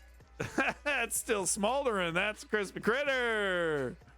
At least one other building damaged or sunk. Some damage to the warehouse. Yeah. No, I mean, Russia, get the fuck out of Ukraine. I mean, it's I can't believe the toxic politics, because this is a slam dunk for the right wing, but they can't be seen working with the Democrats on literally anything, even on things that make sense. But here's the thing, and Davey is 100% correct. The moment Republicans get in charge, and this becomes a slam dunk for them, because it's a slam dunk for whomever's in charge, right? The moment it becomes a slam dunk for the right wingers in charge, it's, we got to support Ukraine. Ukraine's great. We're the ones who liberated Ukraine. We're the ones who liberated Ukraine, by the way. Yeah, bulletproof for Russia, definitely. But I mean, with the help of China and India, Russia has, done a very good job of shrugging off, any kind of punishment for this act of aggression. I fact-checked your claim. The U.S. spent $4 trillion in Afghanistan war. That's correct. Actually, it was $2 trillion and another $2 trillion. Oh, okay. Well, thank you, Clutch Cargo, for that correction. I do appreciate that. It's $4 trillion total. $2 trillion each. I do appreciate that. Thank you, Clutch Cargo. Try to file that away so I don't make that, because I've been saying the $4 trillion in Afghanistan for a little while. So that's for both of them. Okay. Well, I mean, when you put it that way, I mean, Afghanistan's kind of a bargain, right? $2 trillion. Folks, we didn't even secure the lithium. You know how valuable lithium is right now for the United States? For this new green economy that we want? You know what the first thing China did when we left Afghanistan was immediately start talking to the Taliban about lithium deals? You know there's copper in Afghanistan? Copper and lithium, baby. We didn't get any of that. $2 trillion, we didn't get shit. You know, maybe I'm incorrect, but pretty sure we could have at least built one lithium mine with $2 trillion. Right? Wonder how many people you could feed with $2 trillion. Is there a calculator for that? Clutch Cargo, you seem to have a lot of free time. Look that up. How many human beings could we feed with $2 trillion? For how long? At the end of the day, Zelensky showed up to Congress and both sides stood up and clapped. Oh, great point, Bulletproof. Man, you guys, Chad is so on top of it, it's ridiculous, man. Most highly educated Chad on Twitch right here. Like 5 burgers at least. I mean, inflation has really gone nuts with food. So this is another clip from your boy Davey, and this is Bananas Town. So imagine you're in, I guess you're in some kind of boat, and you're watching anti-missile countermeasures. U.S. volcano, a possible game changer. Hey, that's great news, Bike Shop Guru. Hey, thanks for that update. Look at that. Well, that is good news, because we need it. We need it. We need that lithium so bad it hurts. Wasn't that the asteroid in Don't Look Up was a lithium asteroid? They're like, ooh, do we have to blow it up? So no, imagine this. You're a soldier, you're on a boat, and this is what you see on the, I think this is like the captain's cockpit. This footage is nuts.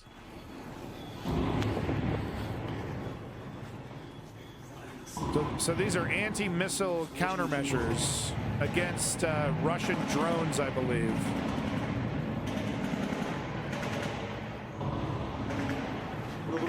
Wow, dude. Shouldn't you be doing your job or something? Got something to do up there? It's like, nope. Cross my fingers I don't get a missile up the ass.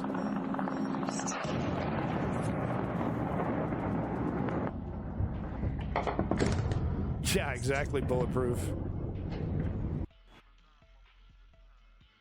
The Turkish sailor films Ukrainian air defenses shooting at Iranian suicide drones during the Russian attack against the port of Odessa last night.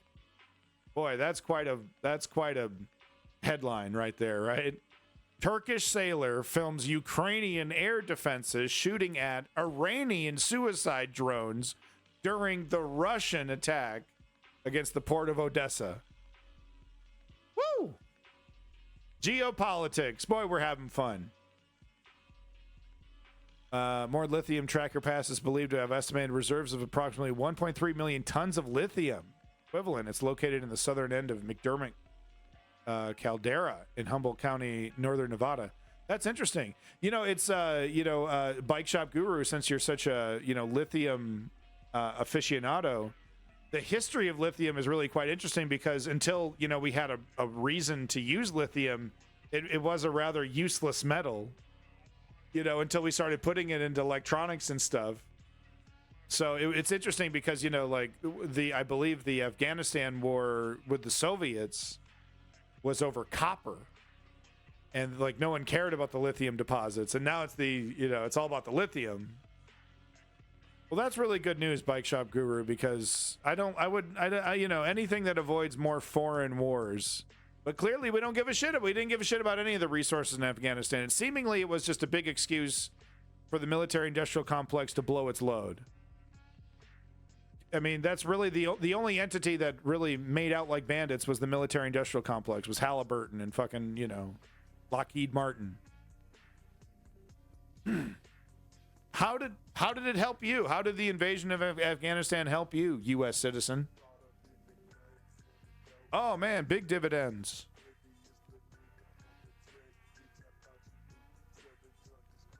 Spanner, how am I tonight? Well, I'm better now that OG Lee's back in the motherfucking house. Welcome back, OG Lee. Doing great. Thank you, OG Lee, for asking. Happy New Year. We're going to do a quick one tomorrow as well. Big land-holding exercise, given that it borders China. Yeah. You know, I don't know what the Afghanistan war was, but you know what? I know for certain what it wasn't, and that was a fucking success. You know what I'm saying? I don't know what to call it. An omni clusterfuck. You know what I'm saying? Neo omni clusterfuck of the century. We're not even out of Iraq. Still paying for bases over there. What the fuck are we doing in Iraq? I thought we were there for the oil. We're not getting the oil. We're not even plundering the place, man. That's the thing. We're not even stealing. If China was occupying Iraq like we were, they would be stealing the oil for its citizens. I'm just saying. We don't even know how to, we don't even know how to be an empire correctly. Geez, Bike Shop Guru, thank you so much for the sourced information on lithium. It's your boy, Bike Shop Guru over here. You know, I appreciate that. Thank you. Well, I mean, Lee Spanner, obviously we shouldn't. It's wrong. But what I'm just trying to point out is that $2 trillion later, and we're probably almost up to $3 trillion now with Iraq because we're still there. Right? Who knows how old those numbers are. But what are we getting out of this shit? You know what I'm saying? Nothing. Like nothing. What's a trillion? Welcome back, Davin. So this is just hilarious. From the Times, I had to get an archive version of it. Love this website, by the way, archive.is. If you are ever paywalled on an article, archive.is, do it immediately. It's your boy. Oh, wait a minute. That isn't a Nazi reference, is it? Please tell me that's not a Nazi reference before I say thank you for that follow. All that money we can't forgive student debt loans. That's a great point, Lee. Yeah, it's a great point. We'll literally put, $50,000 in unmarked U.S. bills on a pallet and lose it in Afghanistan. Who knows? I don't know how much was on that pallet. Like $100 million or something. Just $100 million in cash on a pallet, and we lose it. We were using it to bribe warlords and shit, but that's all good. That's fine. Oh, cost of doing business. Oh, student debt loans? Get the fucking jail. Bitch, get in jail, bitch. Cough it up. Fucking hippie. Broke ass hippie. That money's for warlords. Bing says the U.S. got 84 million barrels from Iraq in 2023, but also India, China, and Italy. It's extracted by Shell. That's not, that's not enough. It's something, I guess. 84 million barrels. That sounds like a lot. That's not a lot. 2 billion people for a year. Oh, boo. Thank you for looking that up, Clutch Cargo. Boo, 2 billion people? Fuck those people. Raging Putin sends, this is funny. Raging Putin sends top brass to the front after warship humiliation. So I'm kind of trying to do this in order here. I probably fucked it up after this because I forgot to do the rest of them. But, someone got in trouble. Did we got a video? No, of course not. President Putin is quote unquote completely furious at the sinking of the, okay, here's the name of this, Novorossiysk warship, and has ordered raids across occupied Crimea in an attempt to hunt down the resistance fighters that provided intelligence on its location, according to Ukrainian partisan group. What are you talking about, dude? I got satellite imagery from fucking Twitter. I got before and after pictures on Twitter, dude. Putin. This isn't the 50s. You know what I mean? We got partisans in the woods, you know, handing information to the rebel group. No. We have satellites that regular assholes can access and put on Twitter, Putin.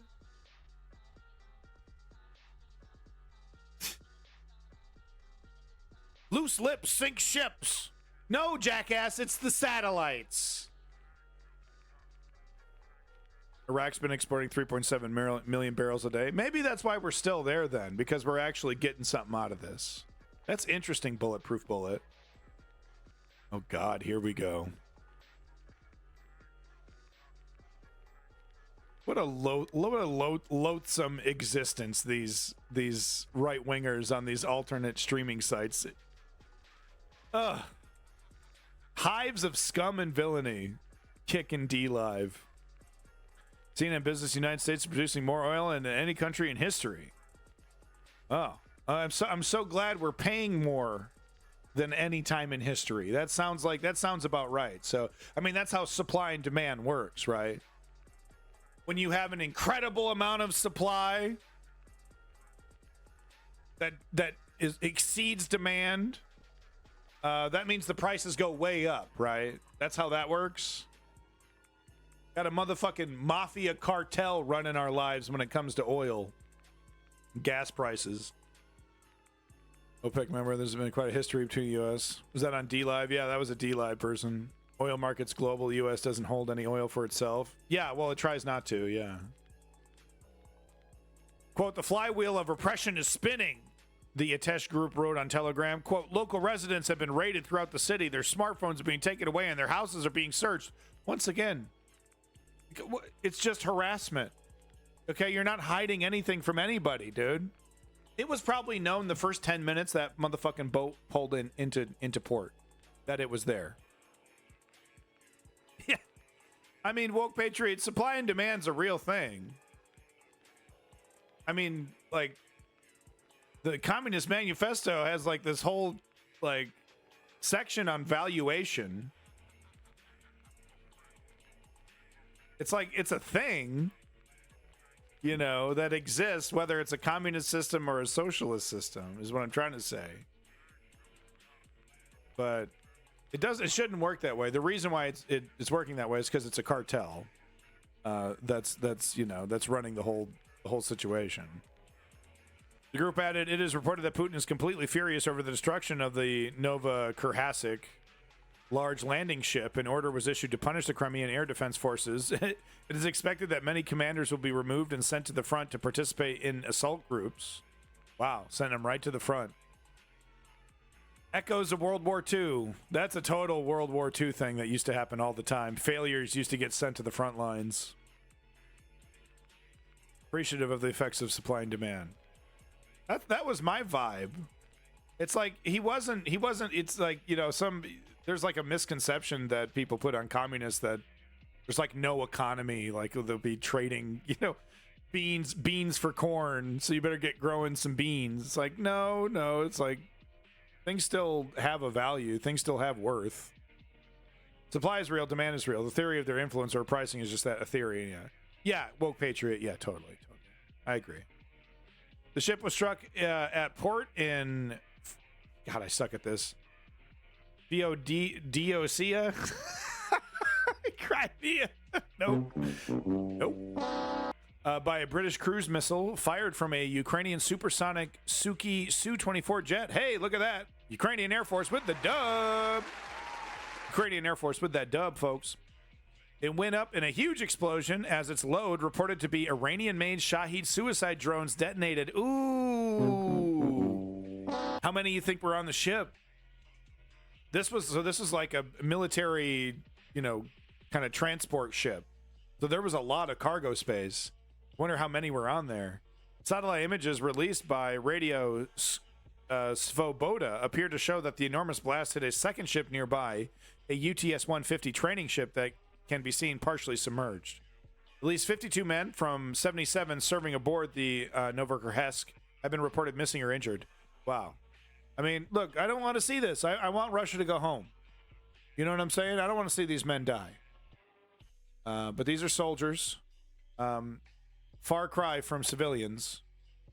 And, you know, of course, we're going to see a little later here. I'll let you read the rest of this. I don't have the stamina to read all this. I don't want to drag you through me reading the rest of this article. But it's right here if you'd like to read it. But yeah, we're going to see Russia's response, which is exactly as you'd expect. Target men, women, and children, civilians, in their homes with million-dollar missiles. So here we go. Moscow vows retaliation after Ukraine kills at least 14 people in Russia City. Oh, wait. So, no, this is actually later.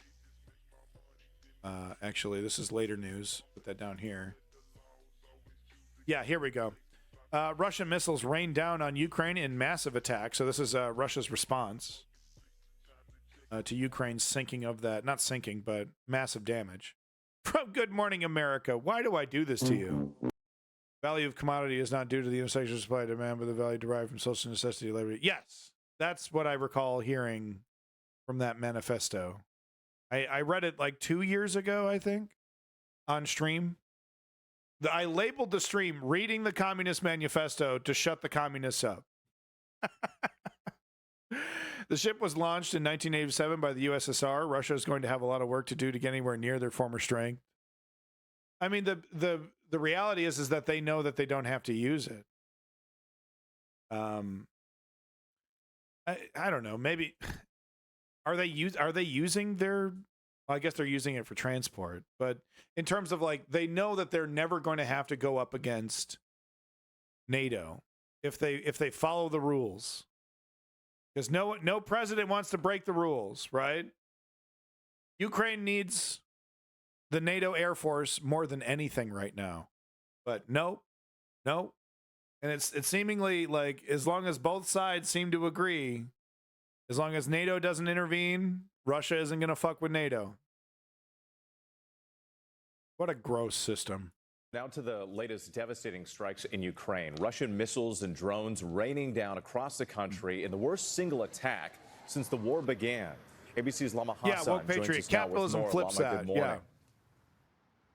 Yeah, good morning to you. With overnight Ukraine retaliating for those devastating strikes, unleashing more than 30 drones over western cities in Russia, including Moscow, killing at least one person and injuring 4 others. And as you said, this was a massive attack. Yeah, Woke Patriot is correct, because a communist would say, well, society needs a lot of this. Let's try to make it cheap and subsidize it. Or a capitalist is like, oh, people need a lot of this. Let's try to make it rare and jack up the price. That Russia launched with over 150 missiles and drones hitting more than 6 major cities in Ukraine, killing at least 39 people and injuring 160 others. Now take a look at this video showing the moment a missile exploded into a large fireball onto the roof of an apartment building in the capital Kyiv, lighting up the sky. In Dnipro, multiple strikes hit a mall, engulfing it in flames and smoke, sending people running. So, Bike Shop Gruber, that's 90% of the troops that they had when they started the invasion, correct? Because I reported on those numbers as well, Bike Shop. Pretty sure that is the 90% number is the amount of troops that they had before the invasion. It was like 80 or 90, something like that. Okay, yeah. Running for their lives, and this maternity hospital also hit. The destruction devastating. Maternity hospital, get them, Putin. Rescue services you are loser. Still at those sites, so the death toll could rise. President Vladimir Zelensky saying Russia used nearly every type of weapon in its arsenal. Even in neighboring Poland, at least one Russian missile was detected over its airspace for 3 minutes, then it vanished. That's an interesting. Do you think that was intentional or not, Chad? You know, they flew a missile over Polish airspace for 3 minutes. Was that intentional, or was that just, well, we have no choice. We want to hit this target and it's going to be in there for 3 minutes. Well, whatever. It's Marks. I mean, that's where all the ammunition is stored, in the maternity hospital, dude. Putin knows. He knows. That'll get Ukraine to bend the knee. Attack pregnant women. That'll get society to capitulate. That's how you do it. It's working really well for Israel. I mean, those Gazan citizens, man, they're giving up. Or any day now. Just got to kill a couple more women and kids. You'll get them. It's worked so many times. Were these targets at all military related, or is it 100% civilian? I haven't seen any military targets, Woke Patriot, but usually there's a mixture, right? Usually it's like 70-30, like 70% military targets and 30% civilian. I think this was 100% civilian targets. It was just revenge. Off the radar. Terror. There are now growing fears that Russia will launch more attacks on New Year's Eve. But I'm not certain. Stephanie. So much destruction there in Ukraine. Lama, thank you so much. Jesus. Hi, everyone. George Stephanopoulos. Fucking turn your volume down, George. Fucking George Stephanopoulos. I don't want to watch your fucking show. Fucking. You think so, Davin? Yeah. Oh, I didn't report on this. I think I put it in the Discord though. I should have had it queued up. But there was yet another Putin ally who literally fell out of a window. Slipped on a banana peel, went out the window. That happened last week. I don't have this article. If someone wants to link the article, I'll be glad to show it. But yeah, you know, I think sometimes he's just like, I'm in the mood for a classic. You know what I mean? I think he's like, yeah, you know, sometimes you just want a classic PB&J. You know, I don't want anything fancy tonight.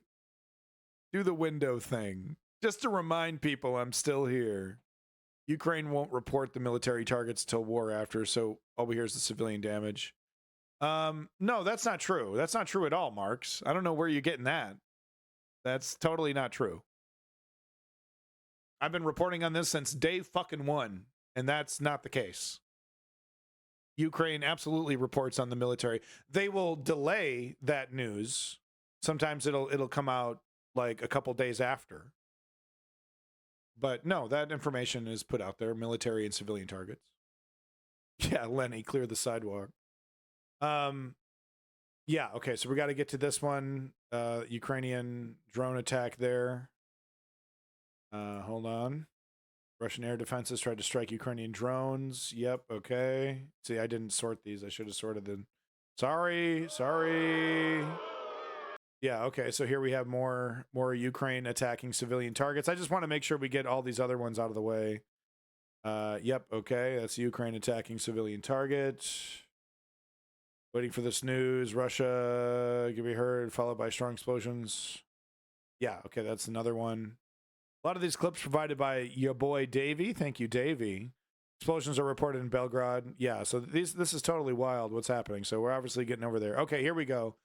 I wanted to get to this first, though. Ukraine's jailing people for publishing images, so that's what it's about.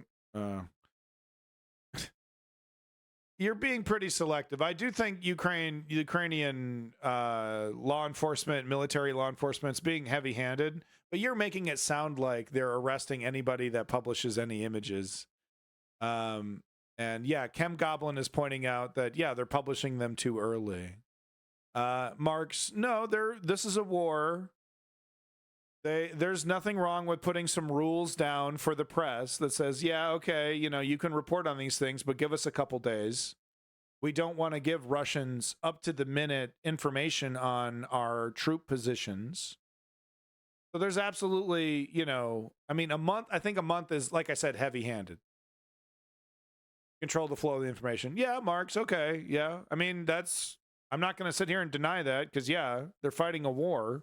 And information is a big part of that. I mean, like I said, you can You know, within 10, 15 minutes, you can give away the position, a very important position, and have that position strike, you know, hit.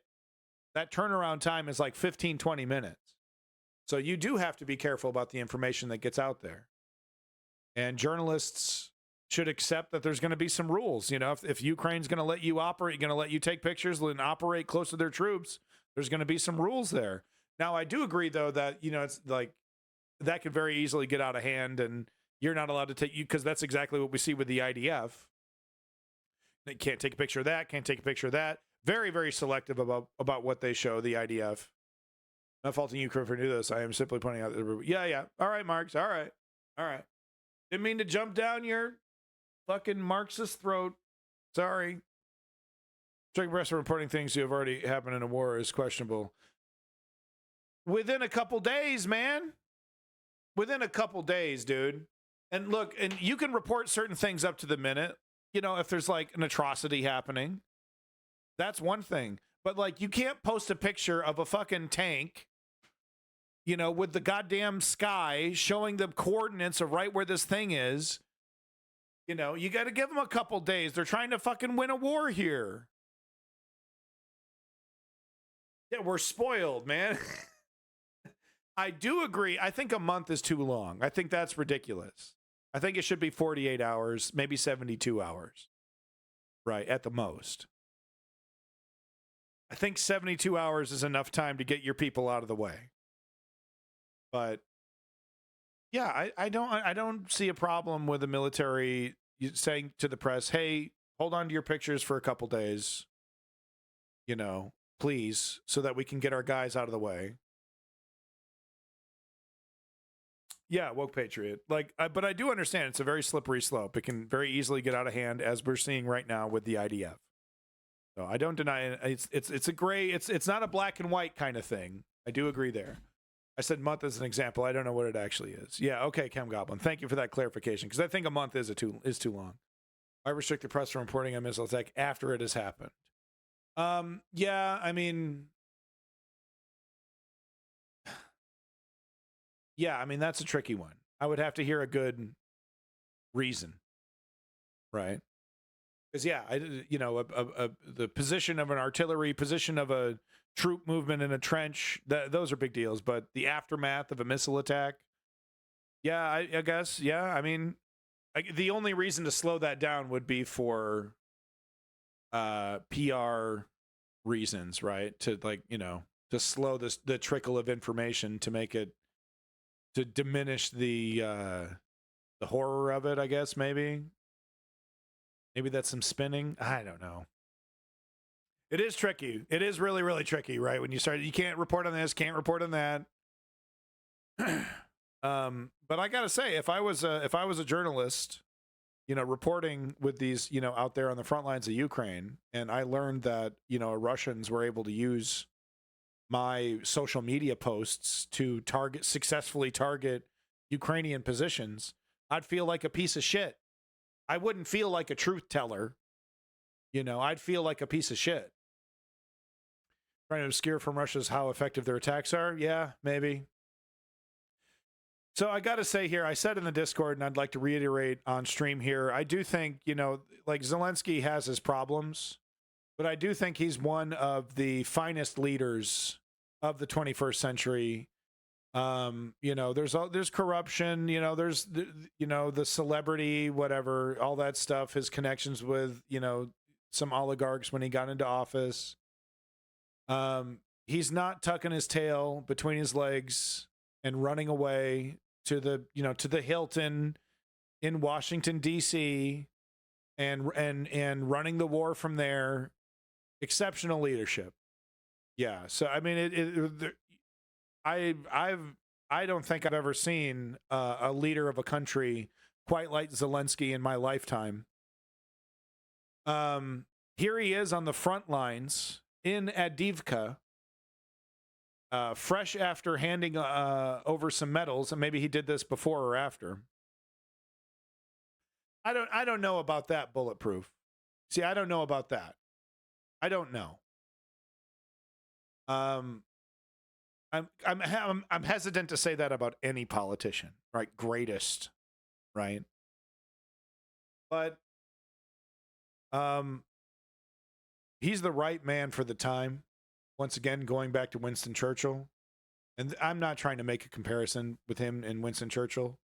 I'm just saying, like, this entire situation would be different without Zelensky. He is the linchpin. But here he is on the front lines of Avdiivka. Quoting here, I visited the positions of the 110th Marko Berezchenko Mechanized Brigade, one of the toughest spots at the front line. I personally thanked the warriors and reviewed the defense situation and our troops' key needs with the commander. I honored the best servicemen with state decorations and presented Junior Sergeant Ihor Tumalchuk with the Gold Star of the Hero of Ukraine. I thanked everyone on the front lines for their service this year. Our whole country withstood it thanks to such warriors. All those who, against all odds, defend our country. Those who deliver combat results every day. So he's a great man. But I'm going to be, you know, coming up here after this segment, we're going to be talking about Ukraine doing something that I can't agree with, but I strategically, I do think that there is some merit to what's happening here, but we're going to get into it in a second. Бажаю здоров'я, шановні українці, українки. Авдіївка, наші позиції, наші хлопці. Україна тут захищає свої, захищає весь наш народ, як і на всій лінії на передовій. 100%. Донеччина, Харківщина, Запоріжжя, Херсонщина, лівий берег. Це важко, це біль, це втрати. І це люди, які на собі тримають життя України. Тут життя виборюється. Ми вдячні усім бійцям, кожному солдату, матросу, сержанту, кожному офіцеру, який виносить цю війну на собі. Дякую всім вам, воїни. В Авдіївці разом з командою привітали воїнів з Різдвом, з Новим роком. Усі, хто на нулі, хто захищає нашу країну. Безмежна вдячність всім рідним, кожній родині наших героїв. І усім, хто допомагає, хто працює, щоб у хлопців на фронті було все необхідне. Усім в світі, хто вірить у нас і хто робить все, щоб Україна змогла більше. Пам'ятаємо, що вирішується в цій війні. Захищаємо нашу державу. Слава Україні! I mean, so there he is. I mean, you can hear the artillery exploding in the background. One of the hottest front lines. Linchpin of the whole operation. Vladimir Zelensky right here. Absolute psycho. Totally nuts. Totally nuts in a good way. In a good way. Extremely impressive leader. Extremely impressive leader. Like I said, he's not a saint. No politician is. No human is. Not a saint.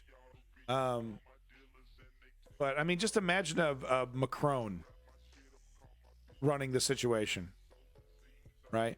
Imagine Rishi Sunak in this situation, right? Just a wet fart. Any predictions about how the Ukraine war will go in 2024? They will continue to struggle, and that's actually thank you for bringing that up, Clutch Cargo, because that's a great segue into this churn of strategy that we're seeing from Ukraine. You strike on a good point. Are there any Western leaders that are not complete Muppets? Not really. Not really. I mean, there's gradations, you know. Some are better than the others, but there's far too much of an embrace of neoliberal corporatism, right? And we're seeing that with their proposed solutions to climate change. They only want to talk about it if it can make them some money. Classic neoliberalism. You predict the war will end in 2024, Davin. Well, I'm curious, how do you predict it will end? You don't know if they would change or not. Yeah. So this is Russia's retaliation here. Looks like this person has a beautiful telescope that I'm sure that they use only for the night sky. But beautiful view, just horrific. Look at the direct targeting of civilians. There's no Hamas in here. Okay, we're talking about Ukraine. But you know what I mean? There's no value outside of terror. It's a terror campaign. Jesus Christ. Wow. Right on top.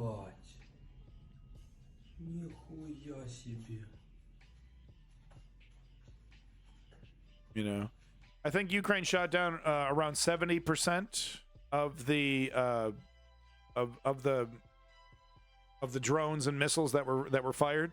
Apparently, it was a historic amount of drones and missiles that were fired. Putin will either die or disappear. That's my bold prediction. Interesting. Yeah. Hasn't Putin made some statements about withdrawing?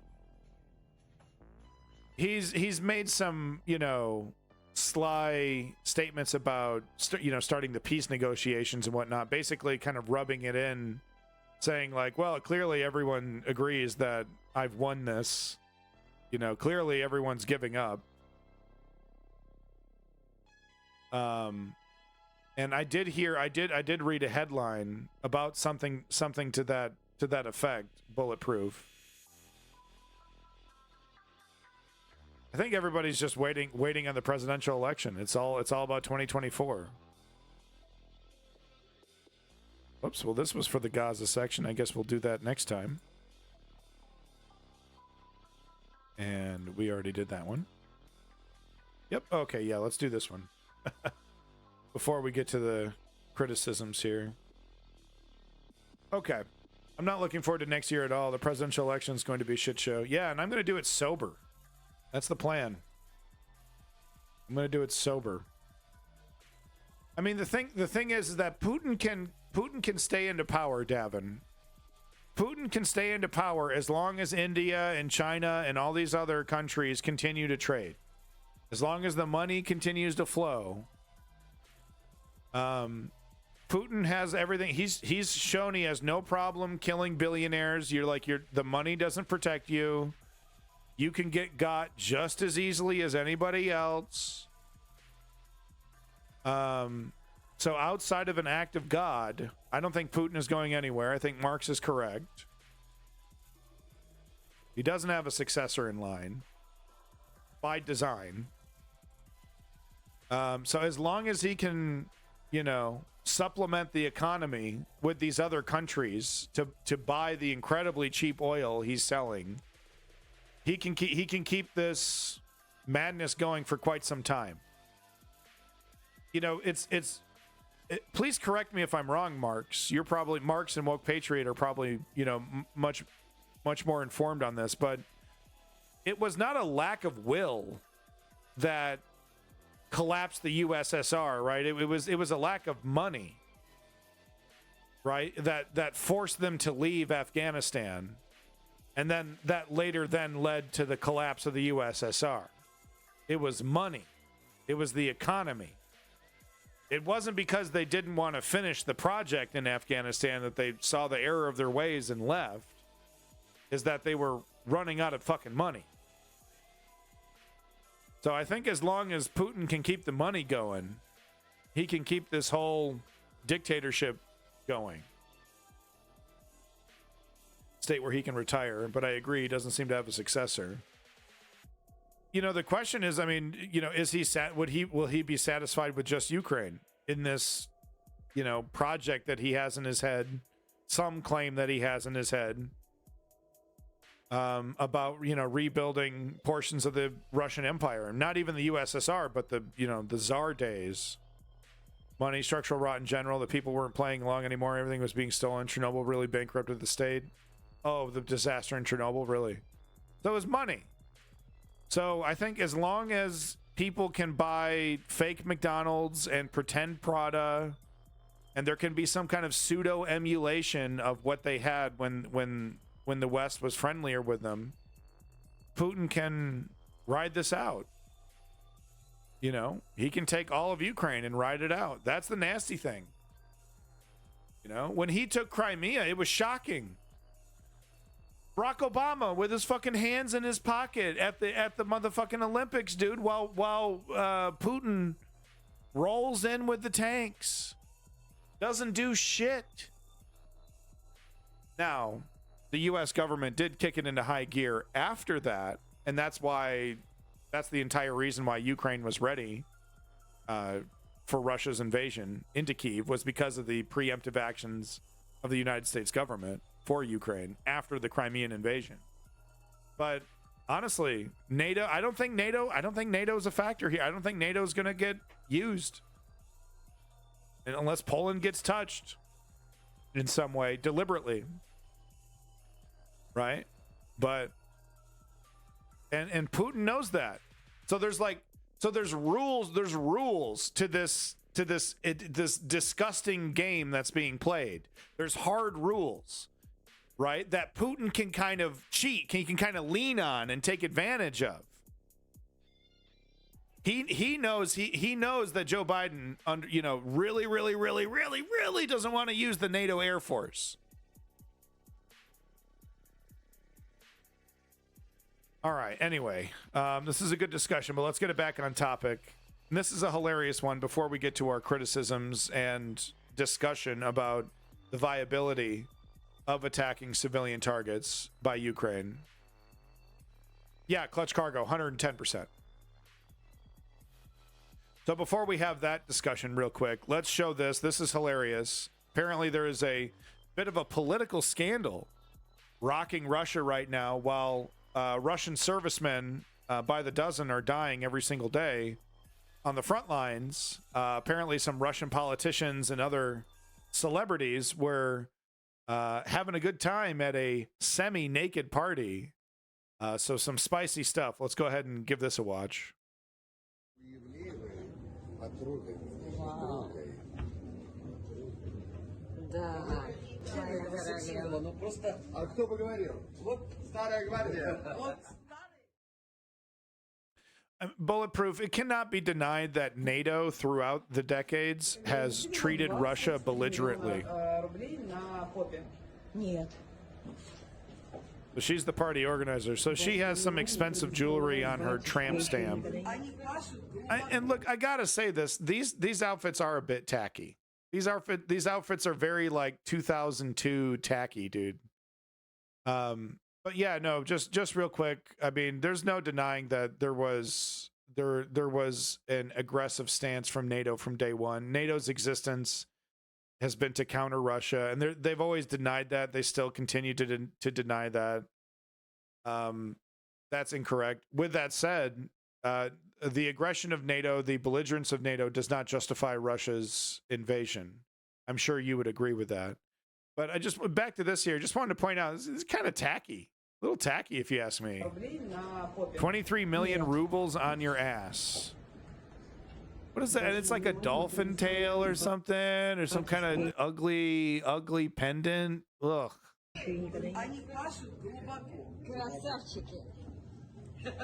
Ugh. Oh, this is the rapper. He wore a sock, I guess.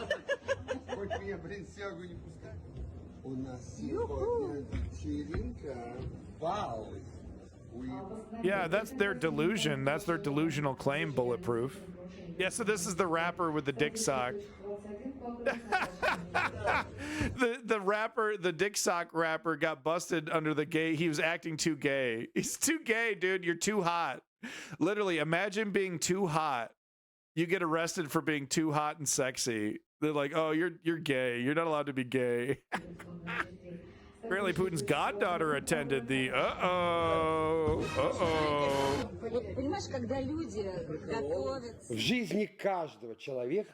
But I'd like to also point out Marks and Recreation is pretty friendly to Russia's justification for the invasion of Ukraine, basically playing apologetics for Putin's attempt at conquering another country. The buffer state, Russia deserves a buffer state, or all this is total nonsense. So like I said, the belligerence of NATO does not justify the invasion by Russia.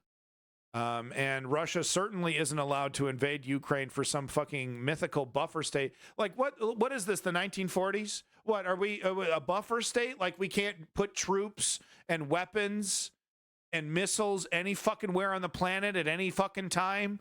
Oh, we were going to fuck up Russia, but Ukraine's in the way. It just takes too long. Guess we'll give up. I mean, the entire idea of a buffer state is fucking ridiculous. And no, it does not justify the invasion. Certainly, that's not what you were trying to say, Marks and Recreation. Certainly. I certainly hope not. What happened to the other sock? Lenny, you got some good question.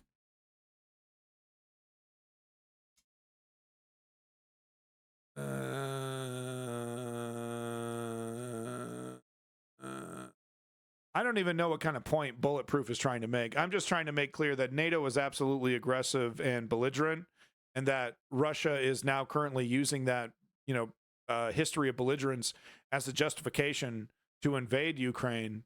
Because if we don't invade Ukraine, we're going to be invaded, by any minute by NATO, is a total canard. It's a lie. It's a justification for what is clearly a naked colonial style, a fucking old school style colonial land grab. Pretty clear to me. So, Marks, you might be looking at a ban here, buddy. You're pretty fucking close to a ban. Are you literally saying Russia is justified in invading Ukraine because of the belligerence of NATO? Is that what you're trying to say? Бывают моменты, когда зашел не в ту дверь. Да, я знал о мероприятии. Получил приглашение, обещал прийти и пришел, но не знал о характере событий, которые будут происходить за этими дверьми, и ушел. Мне жаль, что это произошло и что это невозможно было контролировать. Hey! Oh, so this is so funny. These are the apology videos that they were forced to give out. So here's Miss 23 million rubles on her ass. Будут происходить за этими дверьми, и ушел. Мне жаль. I'm sorry this happened and that it couldn't be controlled. Что это произошло и что это невозможно было контролировать. Well, даст Бог. I keep stating the facts because, but that doesn't sound like. Okay, one more time, because I respect the amount of time you've spent on the stream. I'm going to give you an opportunity to answer. Is Russia justified in invading Ukraine because of the previous belligerence of NATO? And I'm not playing apologetics for NATO. They treated Russia like crap. Like I said, the entire existence of NATO was to create a military alliance that could, push back against Russia at any time, clear from the very beginning. With all that said, Putin invading Ukraine basically plays right into the hands of what was once a false, ridiculous NATO narrative of, oh, we got to watch out. Russia's going to invade any moment. You can't give them an inch or they'll take a mile. You got to be belligerent. You got to set it up. You got to set up a military alliance. That was totally ridiculous before the invasion, right? Oh, come on, NATO. Russia is an honest actor. Russia is a rational actor. They're not going to invade anybody. We don't have to treat him this way. And then what does Russia do?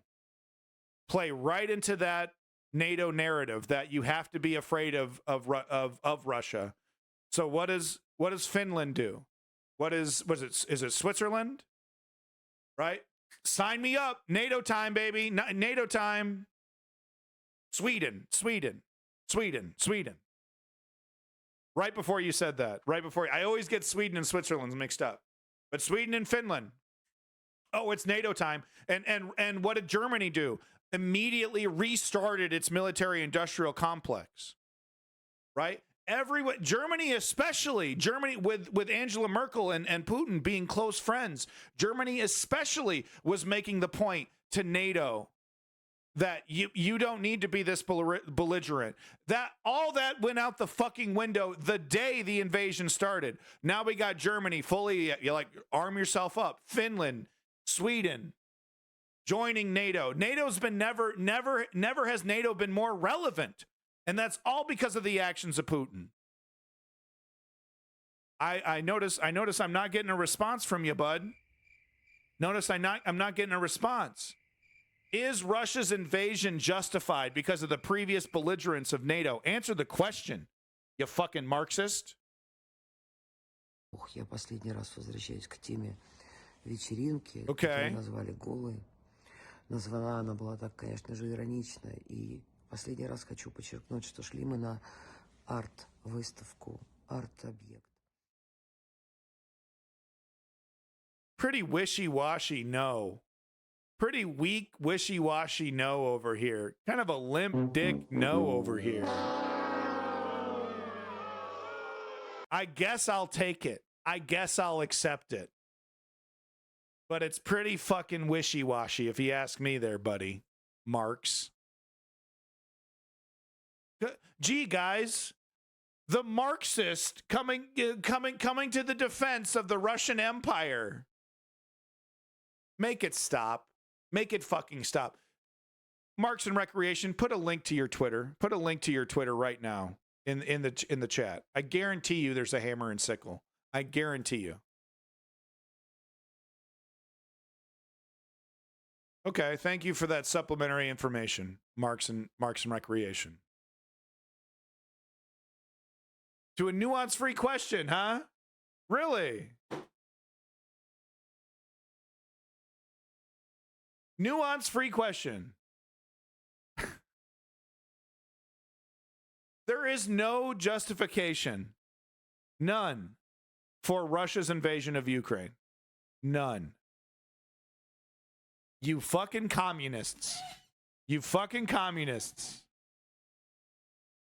Whatever. I'm moving on. Okay? Because here's something you contrarians are going to love to talk about. For the first time in this war, it appears that Ukraine has intentionally targeted Russian civilians. Marx, yes. Nazi fucking Germany, bitch. Yes. I was just joking. I don't care. Well, I gotta put up or shut up. So look, I said it here. So let's see here. We got ourselves. Nope. No. Okay. There you go. He's wrong. He does like the Commodore 64 though. That's pretty awesome. That's pretty awesome, Marx.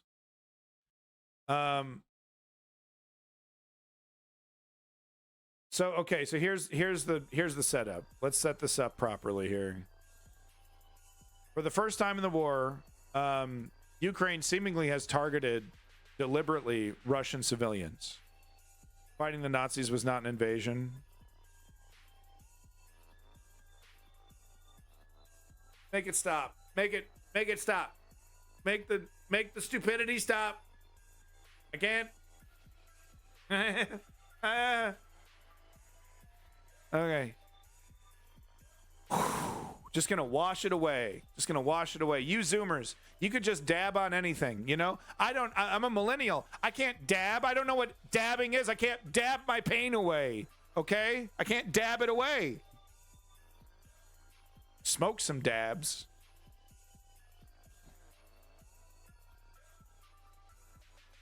Bulletproof. I agree with that statement.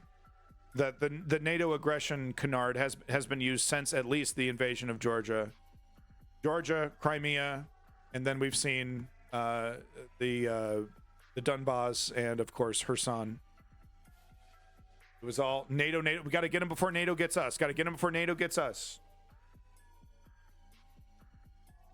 And that it's like ironically played perfectly into NATO's hands. As a person who was criticizing NATO up until the point and still after the point of invasion, I was like, now it's impossible for me to criticize this organization because Putin just made them preemptively correct. Putin just went along and go ahead and made all the ridiculous, insane claims that NATO was saying about, oh, we got to watch out for Russia. Made that fear-mongering correct. You know, it's like, how do I criticize NATO now when they were 100% correct about Russia? At least Russian aggression, in certain European theaters. NATO has invaded. Once again, are you trying to do some kind of apologetics, make some kind of justification for Russia's invasion of Ukraine?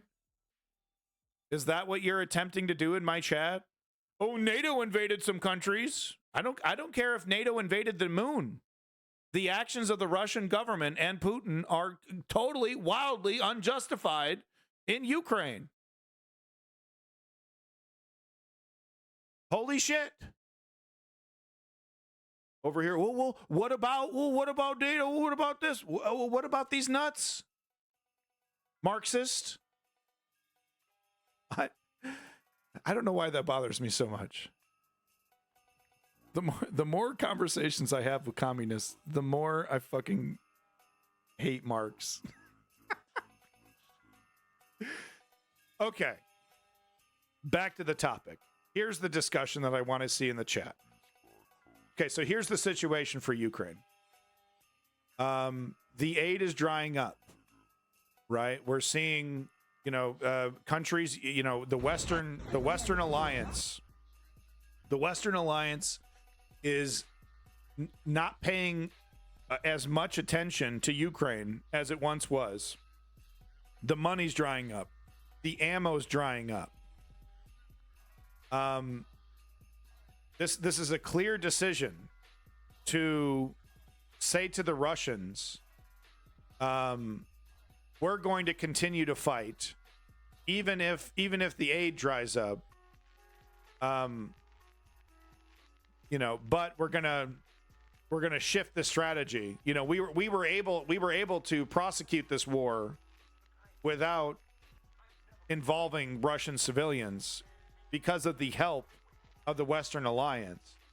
With that drying up, we have little choice but to involve the apathetic, the pliable Russian populace. Now, I think that's the calculus. I can't agree with attacking civilians. I mean, I have problems with the civilians that were attacked in World War II, the German civilians that were, murdered in World War II. And that's really the most justifiable kind of, attack that I could think of, the German civilians, the Nazi German civilians, right? Not all of them supported the Nazi regime, and that's the debate. But yeah, I mean, I think this was a deliberate attack. I don't think this was Putin attacking his own civilians. I think that this is a message. This is Vladimir Zelensky sending a message to the West. Look, if the support dries up, we're not just going to fold up. We're going to have to change our strategy. But we're not just going to stop with or without your support. I'm not justifying it, Woke Patriot. What I'm trying to do is I'm trying to understand the logic as okay, why now? Right? Because Ukraine has been really, really good about not targeting civilians. So why now? Look at the situation. And to me, this is Zelensky saying to the West, we're going to continue to fight, but without your support, we have to change our tactics. We have to get the Russian civilians involved. I'm asking honestly. I think technically, yes, in a cold military definition, this would be collateral. Well, no. I think in a cold, no, because collateral damage would be civilians being attacked because there's enemy troops in the area. So the Israelis that died in the Knessets and in the buildings that were occupied, the Israeli civilians that were killed by the IDF when they were fighting Hamas on October 7th, that's collateral damage. The civilians that died, in the hail of gunfire between those two entities, this is terror. Is this Ukrainian missile attack on Ukraine? Oh, sorry. Thank you. Yeah, this is Ukraine, not Belgrade. Thank you. Let's move on to the Belgrade footage. Oh, this is another one from. Okay, Jesus. You see, I got my order all screwed up. But this is another one from Ukraine. historic, like I said before, historic massive missile and drone attack from Russia on Ukraine in retaliation. Yeah, Davin, he's pretty frustrating. Wow, Marks and Recreation, really? Now we're throwing out the canard, really. Hey, Marks, is there maybe a reason why Ukrainian civilians were being targeted by the Ukrainian military in Donetsk? Could you maybe tell me why? It's classic propaganda. I'm going to ban you, actually, Marks, for that comment. But before I do, would you mind answering me? Do you think maybe there's a reason why Ukraine was attacking positions in Donetsk? I am going to ban you, yeah, for that, because you're spreading Russian propaganda. But do you want to answer my question before I do? Is there a reason why Ukraine was attacking positions in the Donetsk, or were they just randomly, for no reason, killing civilians?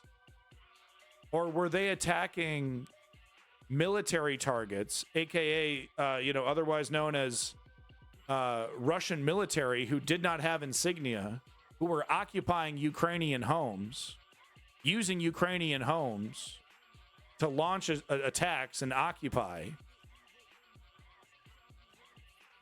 So, Marks, is there a reason why the Ukrainian military was attacking positions of the Donbass?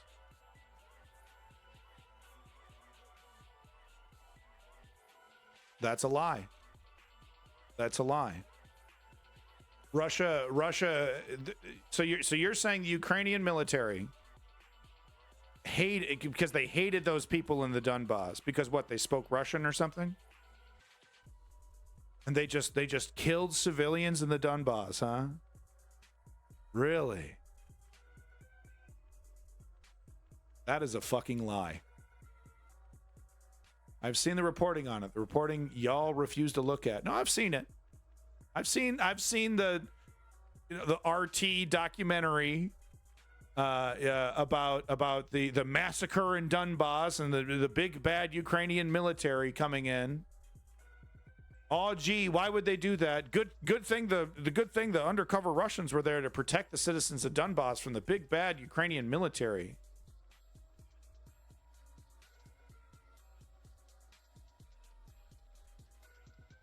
All right, Marks. Thank you so much. It's been really shitty having you around. I gotta say. I don't think I've enjoyed my time with you. So thank you for the hours and hours that you've spent watching my program. But I think I'm happy to finally see you go. Bye bye. Твою мать. Твою мать. Сука, нахуй, блядь, твою мать.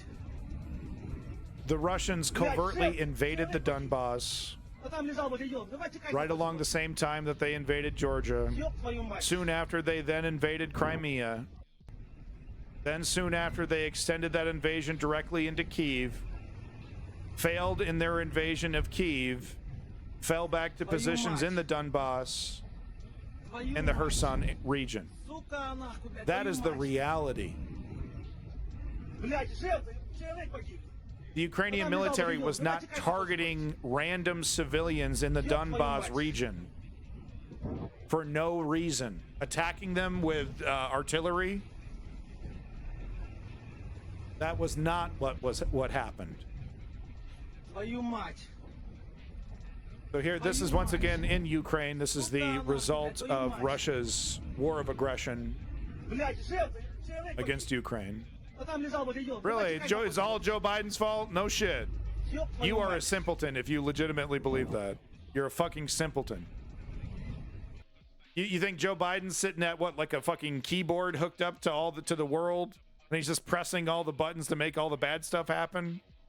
Cranking up the bad stuff dial to 11? You're a fucking simpleton. Just stop participating in politics, okay? Just go back to ignoring it. Remember when before Trump came along and you didn't give a shit about politics? Remember that? Go back to that. Because you're embarrassing.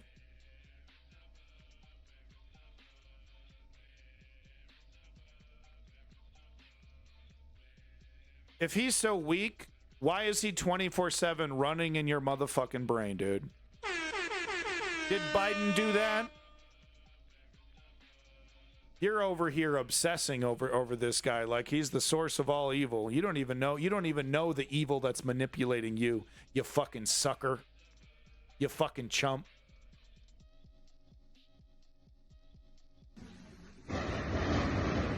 So I believe this is Ukrainian inside a tunnel. Yeah, that's right. So this is a Ukrainian inside a tunnel. So Davey was pointing out that these are likely the rapid pops that we're hearing are likely anti-tank, anti-air countermeasures. But just listen to the amount of explosions.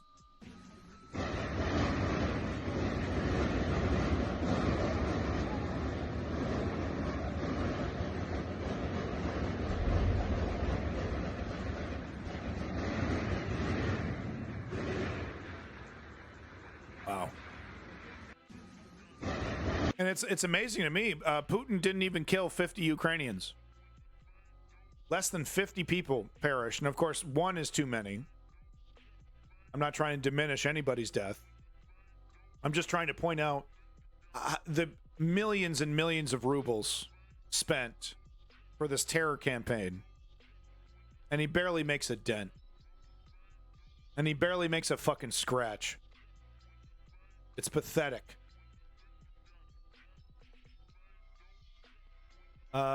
Okay, yep. All right, so I think we're in the right timeline here. So Moscow vows retaliation after Ukraine kills at least 14 people in Russian city.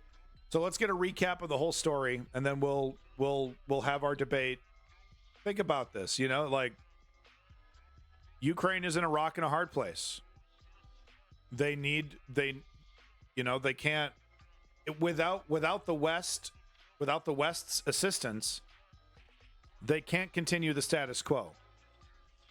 I think this is Vladimir Zelensky signaling to the Western Alliance, if you fail to continue to help us, we will have to change our strategy, and terrorizing the Russian people will be part of that strategy because we want the Russian people to have some stakes in this. You know, up until now, the Russian people have had very little to worry about. You know, the missiles that were flying overhead in some cases were attacking military targets. But for the first time in this war, the Russian civilian now has to worry about, you know, could that Ukrainian drone be coming into my apartment? Ukrainsky Pravda on this. It was either NATO steps in now or it's over for Ukraine. I don't think that's the case, Woke Patriot. No. What's this say here? Explosions and fires in the center of Belgrade due to the unprofessionalism of the Russian air defense forces. The source. Interesting. So Ukraine is officially denying this.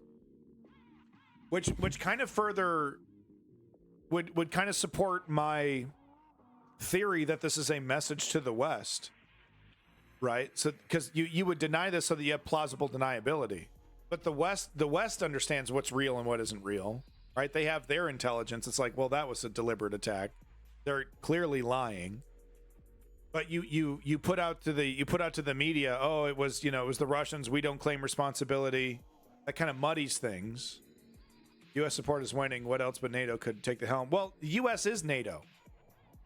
NATO doesn't have any autonomy separate of the United States. NATO is not going to act without the United States thumbs up. And if the United States gives a thumbs down, NATO isn't acting. No, they're not denying the attack. They're saying the civilian casualties are because of bad air defense. Oh, which happens in Ukraine too. Yeah, so missiles being shot down, debris coming down. Okay. A lot of so these were missiles that were on their way to military targets that were then shot down. So that's what's okay. That's huge. That's huge because if this is Ukraine that they're not intentionally targeting civilians, that's a big deal. Stuff is for the public so that people's opinions don't U-turn. Yeah, exactly, Bulletproof. Well, we don't know if it was military targets or not. Right. Huge. Shut up, Planet. They could have easily been civilian targets, right? So it was. Well, we don't know, Lenny. I think so. It seems like the official position right now is that it was a whoopsie doodle. If that's true, missile debris causing the damage, that makes it collateral. That yes, yep, because they weren't directly targeted. Okay, hold on. All right, this is too important. Let's read this motherfucker. So this is a Google translation of a Ukrainian article, by the way. So God help us all. December 30th, explosions rang out in the Russian city of Belgrade. Debris fell from the center of the city after the work of the Russian air defense system. It is noted that the defense forces worked on Russian military facilities in the Belgrade region, but due to quote-unquote unprofessional actions of the air defense forces and planned provocation. God damn it. Provocations? I suck. I can't speak. How come I can't say this word? It's literally driving me bananas. The debris fell in the center of the city. After the explosions, according to the Russians, there were 10 fires in the city, as well as air raid alarms, and people were asked to go down to shelter. Provocations? Yes, provocations. Provocation. That's what's fucking me up. Provocation. Sorry, I have imposter syndrome really bad. And I try to get the translation, I try to say it correctly. Then I totally fuck it up. And then everything locks, everything seizes. Leave me alone. Okay, provocations. The debris fell in the center of the city. After the explosions, according to the Russians, there were 10 fires in the city, as well as air raid alarms, and people were asked to go down to shelter. So, that's a lot. There's a lot of damage. After the work of the Russian anti-aircraft forces, the local authorities announced the dead and wounded among civilians. Verbatim. I think that's quote. Is that Ukrainian for quote? Thanks for trying to make me feel better, guys. I'm a jackass and I'm stupid and I'm a stoner. That's why I can't say the provocation. Quote, joint actions of the defense forces are ongoing as a result of Russian missile attacks on Ukrainian cities and killings of the civilian population. The Ukrainian defense forces are practicing a number of measures against targets, which are military facilities. Okay. So this looks like a statement. We're still in the quote? Yeah, we're still in the quote here, folks. Okay, so this is the whole quote from Joint Actions of the Defense Force. Okay, I think this is a quote from Ukrainian military. Are ongoing as a result of the Russian missile attacks in Ukrainian cities and killings of the civilian population. The Ukrainian Defense Forces are practicing a number of measures against targets which are military facilities. Okay. So they are saying we did not target civilians. That's huge. Okay. That is fucking huge. Oh, that's huge. You know what? This could be a good thing. Not a good thing because civilians died. But this could be a wake-up call to the West. Even Biden stumbles sometimes. Exactly. No, he's old, but he can still, like, the problem with Biden is not that he is old and slow. I mean, that's not great. The problem with Biden is that he's a bog standard corporatist neoliberal who's basically a coward when it comes to fighting against the fascist right. Still wants to play golf with these fucking idiots. Mitch McConnell's a great friend, right? I mean, Joe Biden right now would probably go to Mitch McConnell's funeral.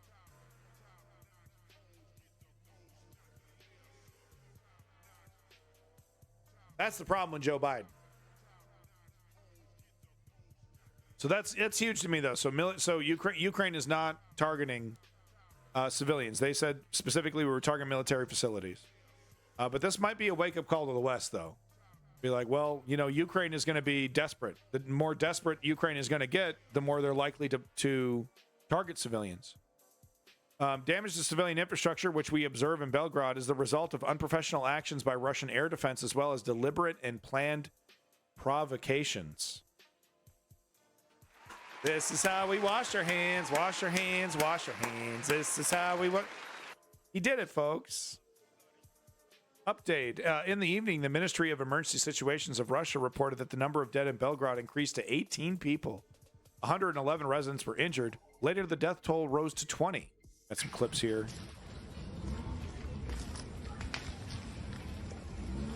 Did much McConnell since he had mini stroke. He's been around. He comes out and he makes statements, once in a while.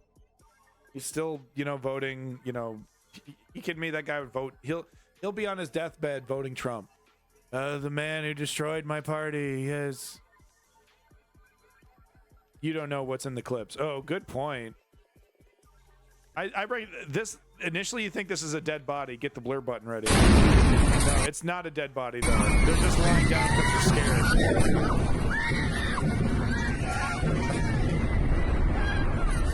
Wow. Yeah, lying down in broken glass there. That's no good. Сирена хуярит. Сирена хуярит. So, it at least to my observation, it doesn't look like, because we've seen Russia target civilian locations that they know a lot of civilians are going to show up to. Be neutral. How could you be neutral on a attempt to destroy a entire country? How could one be neutral on that?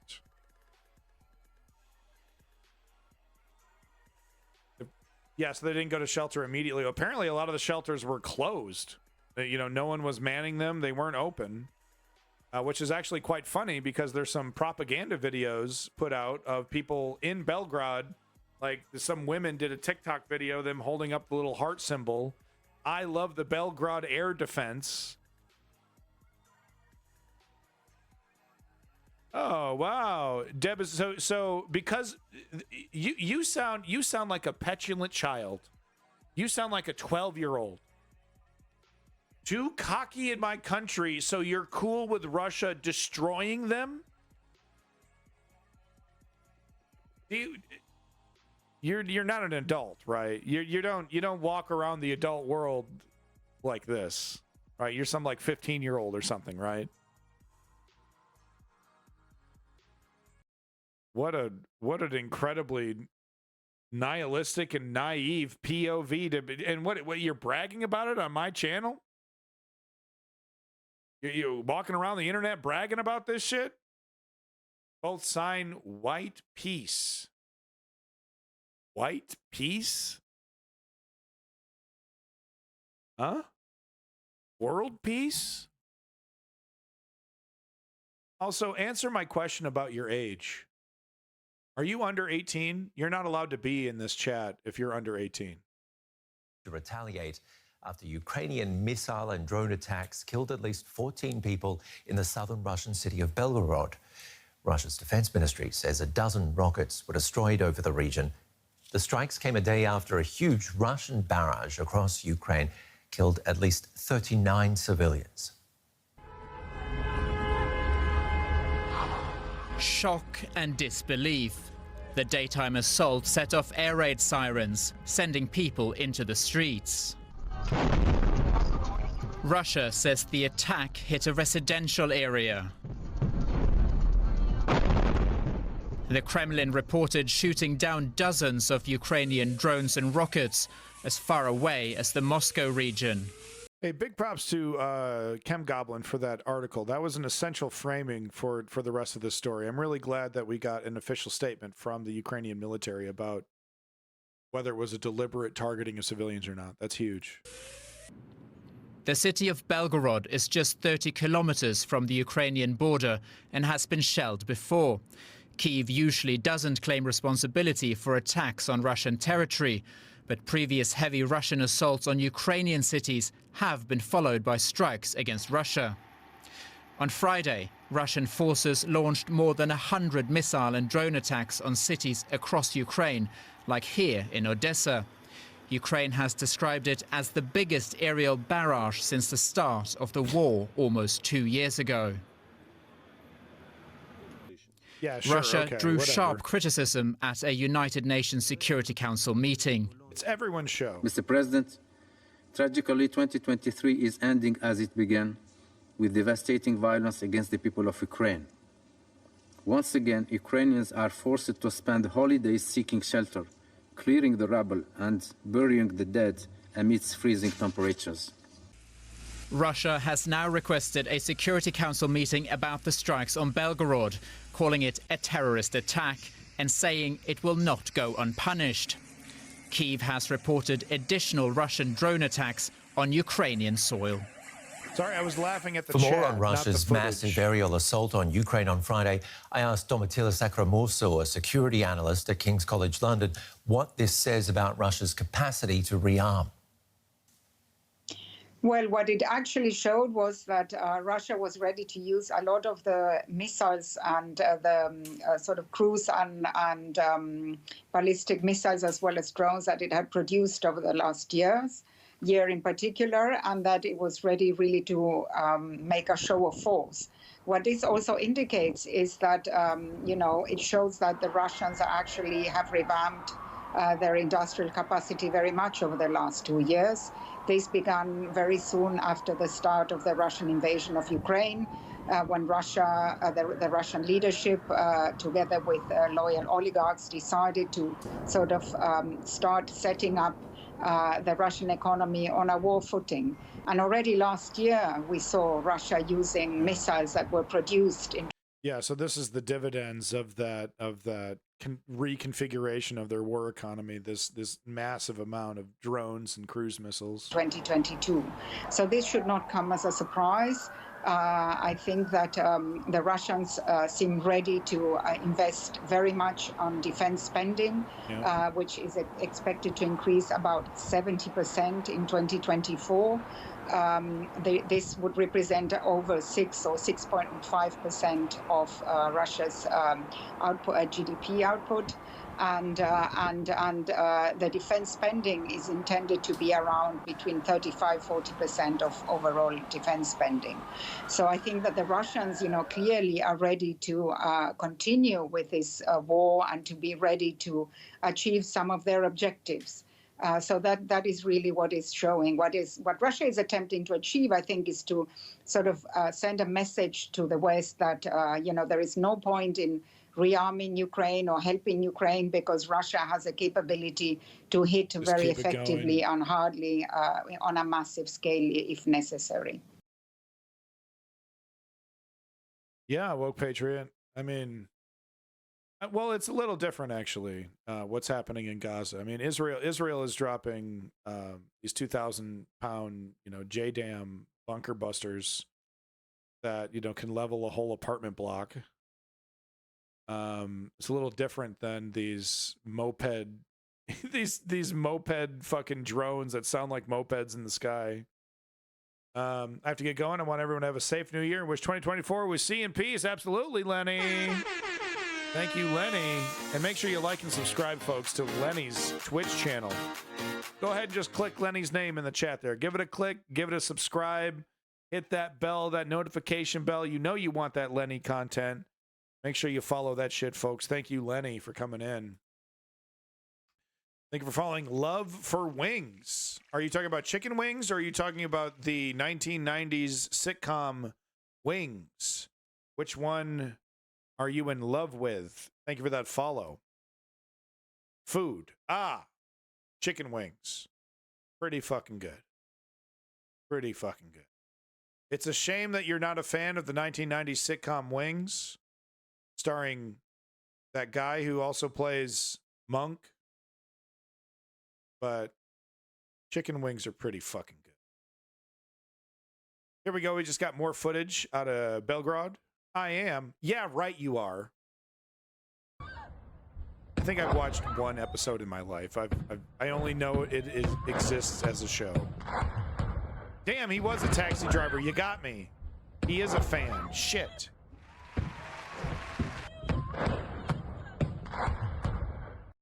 Yeah, so these are the Russians, and yeah, as we can see here, I mean that does, I mean, once again, amateur over here. I can't say definitively, but that does sound like anti-air popping off there. Quick Change. I haven't seen Quick Change. I love Monk. I've seen a lot of episodes of Monk. Monk is my shit, dude. Monk is a great show. Absolutely banger show. You want a show without a lot of stupid complications, that's like a rock solid character. It's not gonna bunch of weird romances and weird bullshit going off in crazy directions. No, Monk is rock solid. He's neurotic. He's a detective, and he's like he has a compulsion to solve crimes and stay clean. Fucking love Monk. Great show.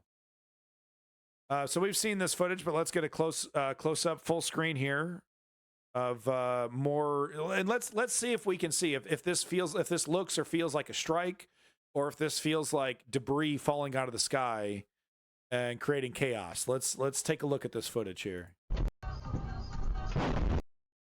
So boom, right there. Not a building, not a target, just boom. I mean, what was there beforehand? Seemingly nothing. So, I'm not an expert, obviously. Reverse. I think it's. I know it's stupid to laugh at that, but I do find it funny when I see footage of that, when drivers see something and then they reverse. Like, what? You know, I don't need that parfait. I don't need that milkshake. You know, I'm just gonna head home, actually. Actor shops at the same farmer's market I go to. I see him all the time. No shit. Well, if you see him, let him know. I think he's great. Some random Twitch streamer says you're great. Thanks. I do think he's cool, though.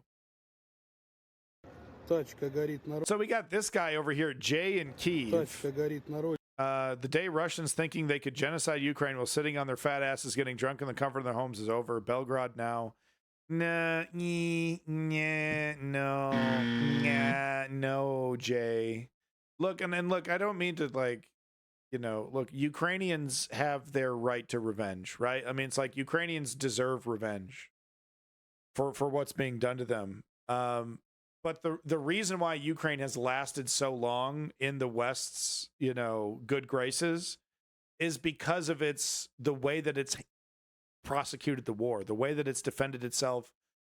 It's shown that, you know, it's above these terror tactics of Russia.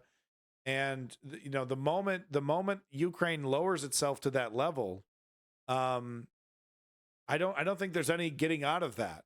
You know, once that cherry is popped, you know, and you're definitively targeting Russian civilians, there's no taking that back.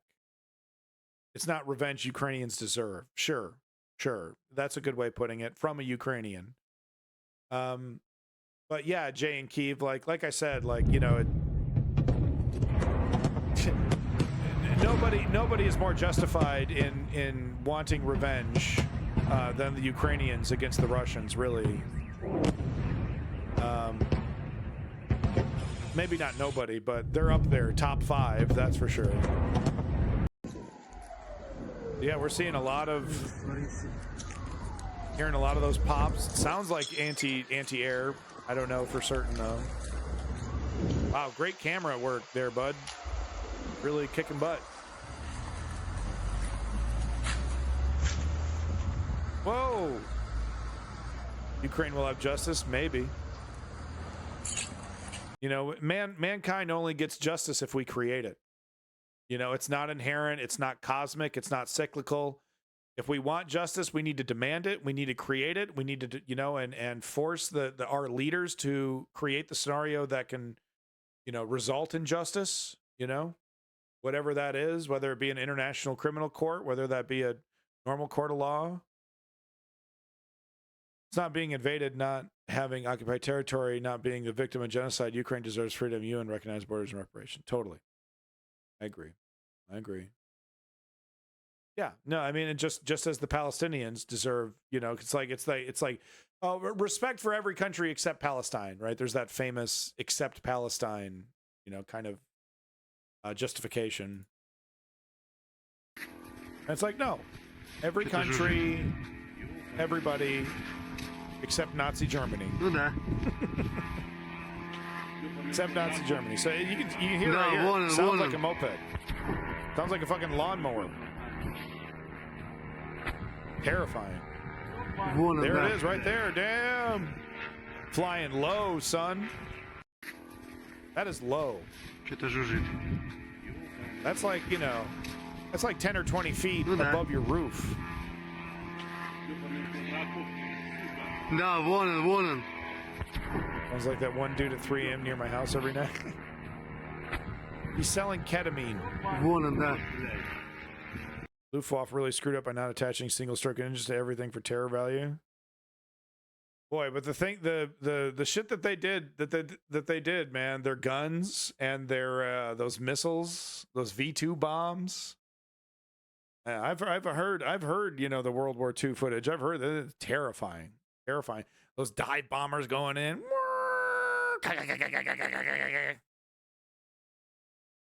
Yeah. Make you pee your pants for sure. Ukraine launches deadly drone attack on Russia city of Belgrade. So, I mean, this is what got me thinking this headline right here. So the media being incorrect or spinning, taking advantage of the situation, maybe wishful thinking from the Telegraph over here. Ukraine launches deadly drone attack on Russian city of Belgrade. Well, no, okay, it's technically true because they were drone attacks on Belgrade, but the headline doesn't specify whether they're military targets or civilian targets. Okay.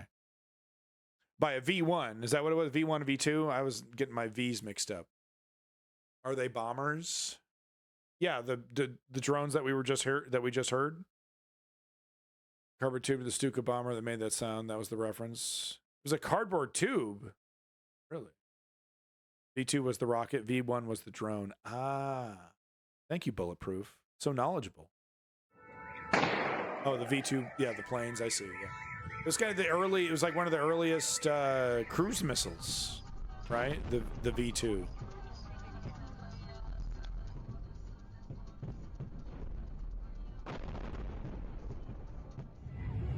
Buzz, they called it the Buzz Bomber, that's right, yeah. Yeah, the V1, it was just like, they just set it and forget it. And, you know, they tried to line it. It had some kind of like, it just run out of fuel.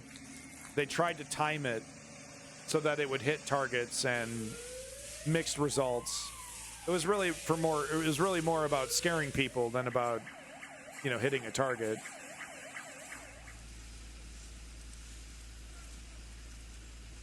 $32 drones, huh? Okay.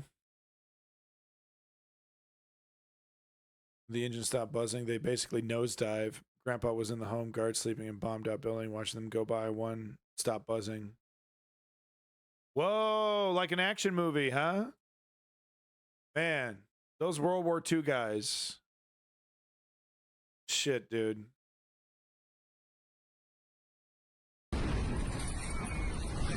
So once again, these people are lying down. So, I mean, this must have, you know, as you can see, there's glass. They're lying down. So something must have exploded near them just before the camera started recording. Yeah, this guy over here on his back, this person, at least, I don't know if it's a man or a woman, on their back, shattered glass on the ground. So yeah, they must be stunned. Literally, it must have just happened, you know, the moment the person started recording must have happened just before then.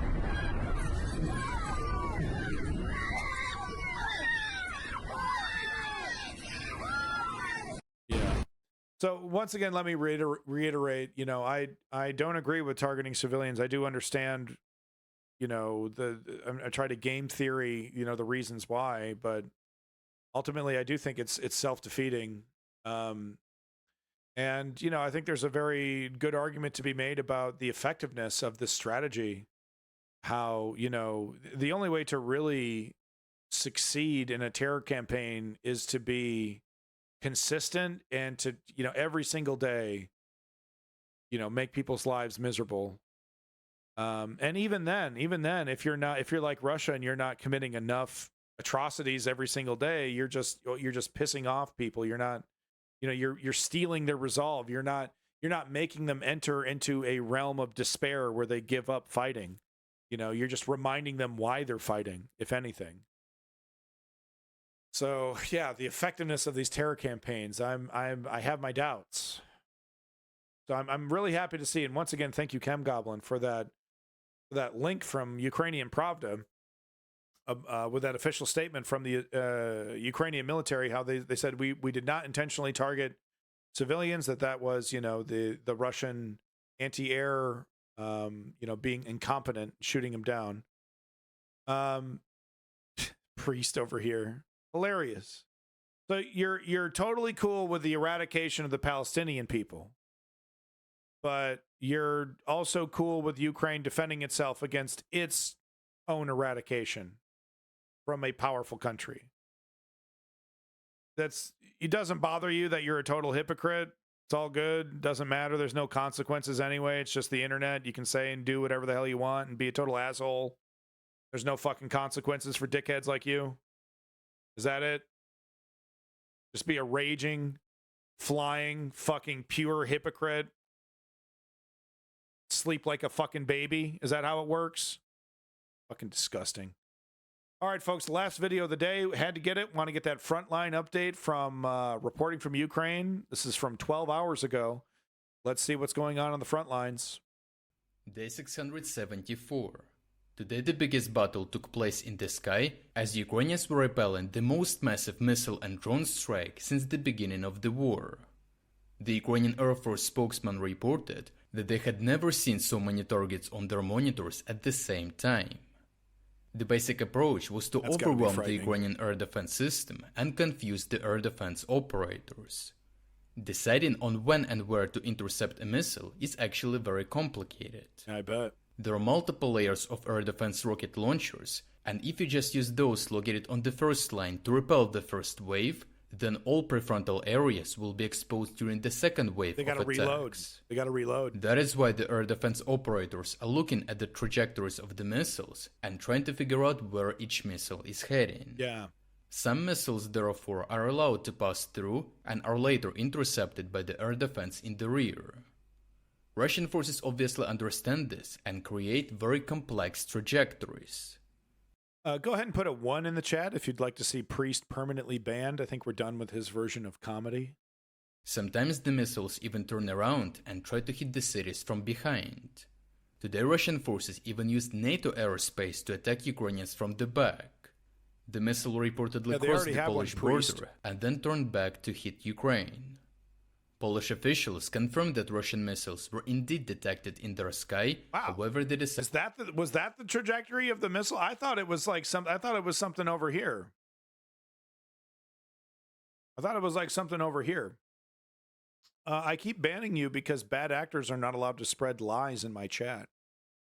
The chat is for intelligent people who want to have honest discussions, not bad actor propagandists who masquerade as crappy 10-minute comedians. You, buddy. Also, I think that art is from Todd McFarlane. It's pretty awesome. I love Spawn. Guess no one wants to ban Priest. I guess he gets to stay and spread his lies. That's fine. Go ahead, Priest. Fill the chat with more lies, buddy. People don't seem to care. Go for it. Decided not to escalate. Moreover, some missiles are even capable of releasing false hit targets. Oh, cool. Countermeasures. In order to reduce Ukrainian defensive capabilities by unloading their air defense rocket launchers, the first wave of the massive strike involved a lot of drones. The drones were launched from the Berdyansk and Rostov regions and spread. Boy, I bet the Polish missile defense was like, like hovering over the button, like, do we fire countermeasures? We got a missile, like, flying all the way over Ukraine, crossing the Polish border into Polish airspace.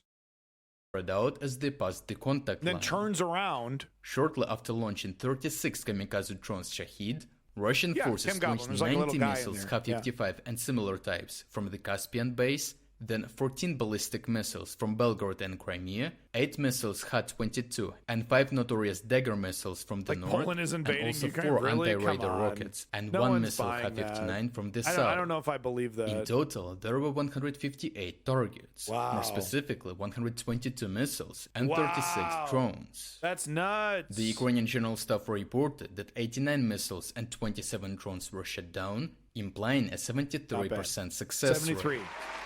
Unfortunately, this means that 33 missiles and 9 drones reached their targets. Yeah. The main targets of these missiles and drones became the biggest cities in Ukraine: Kyiv, Kharkiv, Dnipro, Zaporizhia, Odessa, and Lviv. In Kyiv, according to Russian sources, Russian forces struck at least 5 unspecified warehouses, presumably with Ukrainian military equipment. Ukrainian sources reported that multiple civilian areas suffered from the strike, including a residential building, an office, and the outskirts.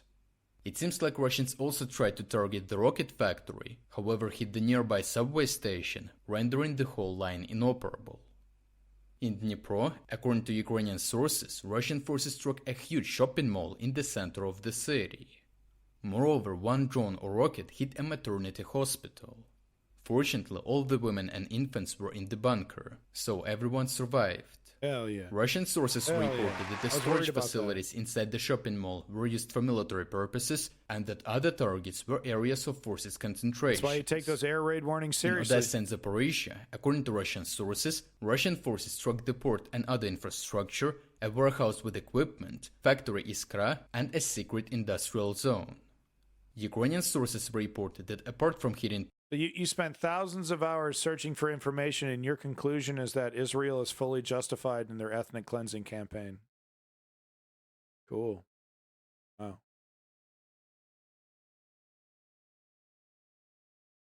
Can I please get rid of this person? Please? Please? Pretty please? Hey, priest, can you, like, say the N-word? Throw out an N-word or, like, a, racial slur. Go for it. Call me a saltine.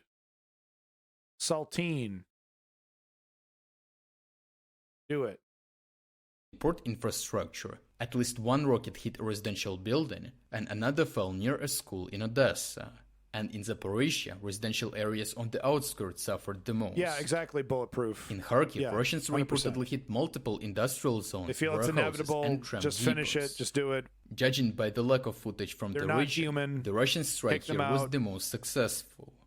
And this is not surprising, as the city is located just 25 kilometers from the border, Yeah, it's given a very short time to react. Yeah, you don't have time. Moreover, Russians purposefully use ballistic missiles in this region. Priest, did you know you're a bad guy because you support Israel's ethnic cleansing campaign against the Palestinians? That's why you're a bad guy. Yeah, just because you don't throw out an ethnic slur while you support the ethnic cleansing campaign doesn't mean you're not a monster for supporting ethnic cleansing. See, that's the thing, is that just because you pretend that Israel is justified in its actions, that doesn't shield you from the ramifications, from the consequences of those actions. That doesn't shield Israel from, the world, from history. The world is never going to forget the crimes of Israel, no matter how much they insist. The world will always remember Israel conquered Palestine. And Israel is okay with that. And the citizens of Israel is okay with it. They're okay with that stain. They're okay with that dishonor of being conquerors. Right? Well, in 100 years, we'll all forget, and it'll just be history. I guess that's the idea. Still doesn't make it any, it's interesting to see the blowback from Canada and the United States and their ethnic cleansing campaign when they created their countries, because we're seeing Canada, especially, all this, indigenous rights and talking about indigenous people, because the crimes of Canada's founding moments have not been forgotten. The crimes that we committed to the people to create Canada and create the United States have not been forgotten. And the Canadian government is currently on a massive apology tour. So what I'm trying to say is that history has a long memory, priest. And history for a very, very, very, very long time are going to remember Israel for what they are, which is conquering, violent hypocrites, basically, who said they wanted a peace process while doing everything they could to stymie it, until finally finishing their project of eliminating the Palestinian state. That's how history is going to remember Israel. Air Force spokesman stated that ballistic missiles can only be intercepted with special air defense systems, such as the Patriots, which Ukrainians obviously do not have enough to cover the whole of Ukraine, just a few of the most important areas. The massive missile strike did not come as a surprise, as Ukrainian intelligence was continuously issuing warnings that Russians had been accumulating missiles for winter. In fact, just yesterday, Ukrainian military officials told the public that Russians may want to try to spoil the last 3 days before the new year, just like last year. The goal of this symbolic campaign is threefold. First of all, the Russian public seems to respond overwhelmingly positive to massive missile strikes, because it generates a sense of superiority and therefore improves the general mood of the population ahead of the presidential speech on the New Year's night, which has become much more than a tradition. Wow.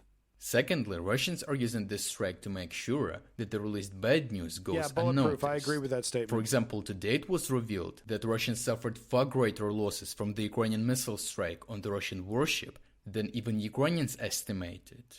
In total, Russians lost more than No, Chem Goblin. I mean, that's the difference, though, is that Ukrainian resistance and freedom fighters would not act like Hamas. And that's why Hamas, deserves to be eliminated. They deserve to be, choked and starved, in any way that they can. I agree with eliminating Hamas. I don't think you can eliminate Hamas with a bombing campaign. I've never seen a terrorist operation eliminated in that way in history. Maybe the Nazis. I don't know. Do the Nazis count as terrorists? Maybe technically. But no, the Ukrainians would not shoot at fellow Ukrainians for fleeing, for an example. Ukrainians wouldn't force their women to, wear hijabs and become baby factories and read only one book and, become theocratic. Yeah, Hamas, yes. Hamas are monsters. Unequivocally, unquestionably, theocratic monsters. There's really no debating with them because they're theocrats. There's only one way. So no, I mean the Ukrainians would defend the Ukrainian people with honor, unlike Hamas, who are basically holding the Palestinian people hostage, and are like literally, and I've said this before, it's like the third time today, but are literally playing into the hands of the extreme right-wing Israeli government.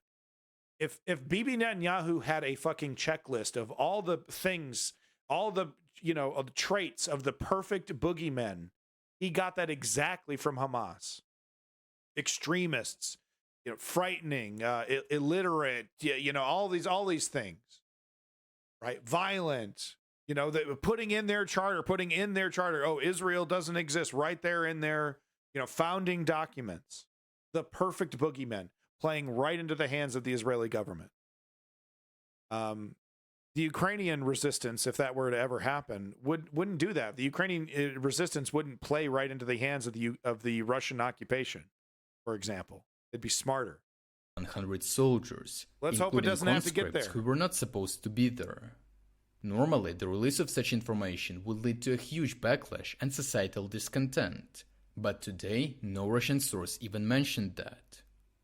Thirdly, by conducting constant missile strikes at this time, Russians are aiming to completely spoil the new year for Ukrainians and create social unrest that would supposedly pressure Zelensky to end the war at any cost. No, they didn't do that. The Ukrainian Minister of Defense stated that we therefore should expect more strikes. Yeah. Fortunately, Ukrainians were expecting such a sequence of events, and for the last half a year, they have been focused on improving their air defense as much as possible. Nice. That is why today, Ukrainians did not experience any blackouts or other major disruptions.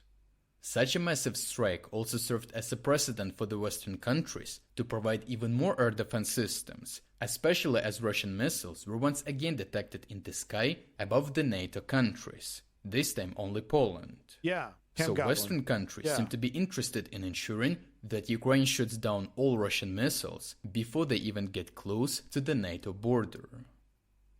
As the holiday season continues, folks. We extended... Make sure you get that Reporting from Ukraine merge. Thank you, Reporting from Ukraine. Lovely, lovely channel. There's your frontline update. Right there.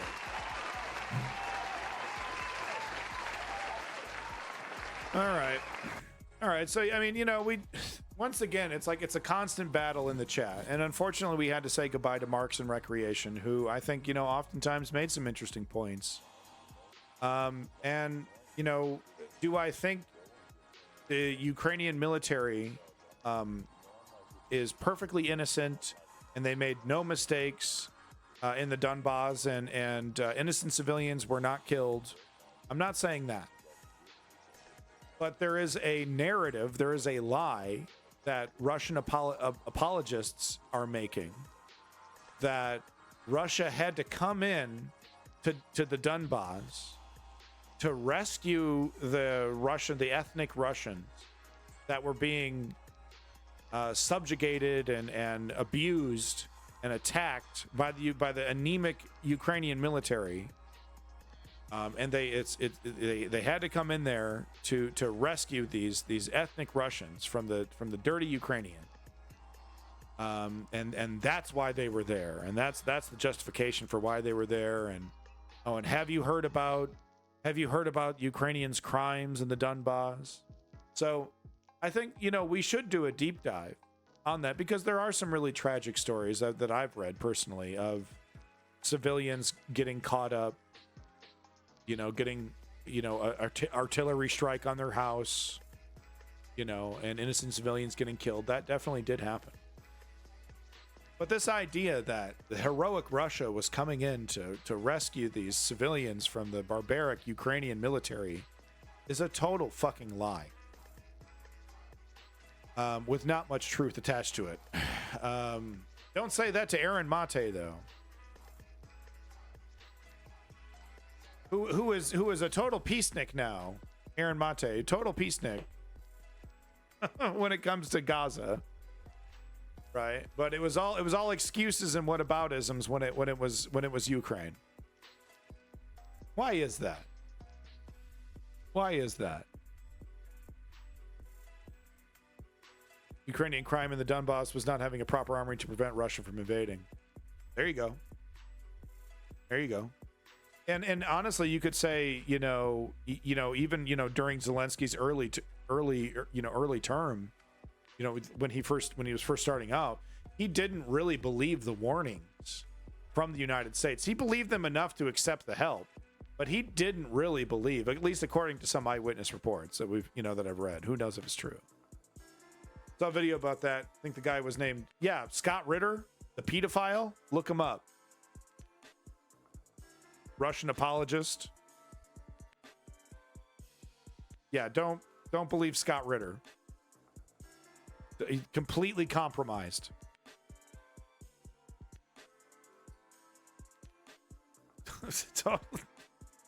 You know, I mean, there's like some people like, you know, I'd rather listen to Richard Wolff. He's a pedophile. I mean, Woke Patriot makes a good point, though, that if you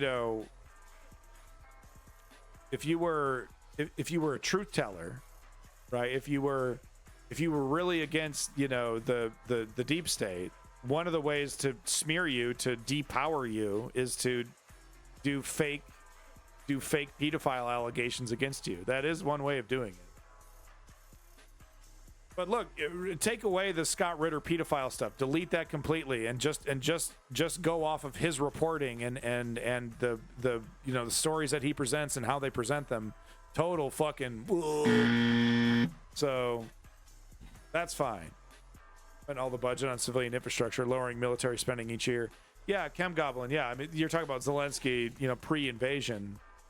Yeah, I mean, because it really did seem ridiculous. It's like, why? No, why invade, man? The ties are so close. It's like, I understand we're separating a little bit, but we don't, you know, it doesn't have to get crazy. Putin was like, no democracy in Ukraine, no. You gotta be extremely corrupt. Gotta make me look better. I'm just making shit up. All right, folks, big props to Love for Wings, new viewer. Thank you so much, Love for Wings. Loves those chicken wings. Apparently some kind of sentient dog on Twitch. That is exactly the kind of name a dog would give himself too, right? I love Chicken. More snacks, please. That's exactly the kind of name a dog would give himself.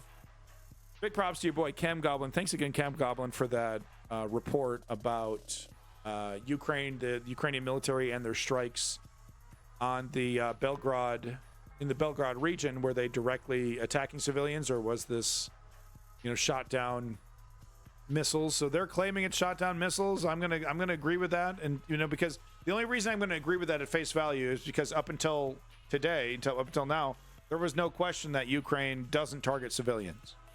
So, and we've seen this. I mean, it happened in Poland tragically with that farmer, I think, who died, with a missile getting shot out of the sky or some malfunction and landing right on the farmer's house. More so a finger food thing. I see. I like finger foods.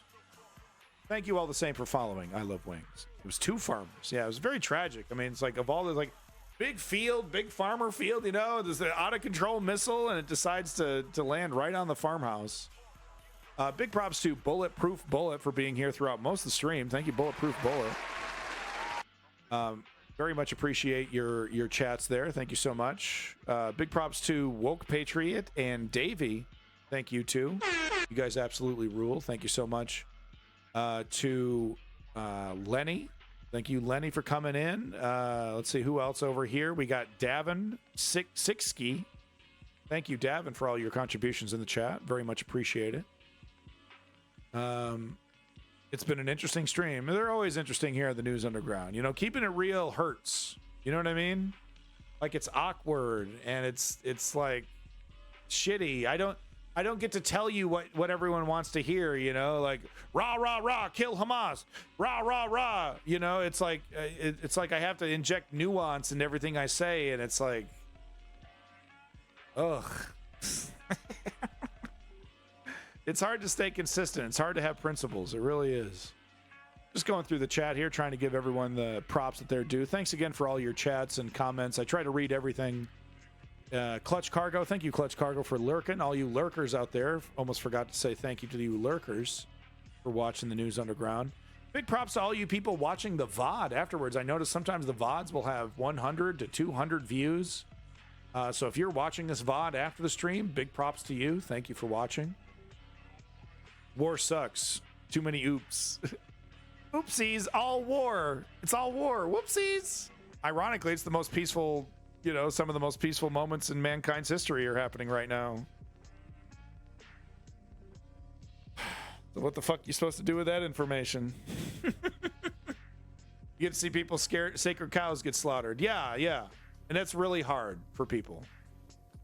I have my own sacred cows. My sacred cow is liberty, equity, democracy. Those are my sacred cows.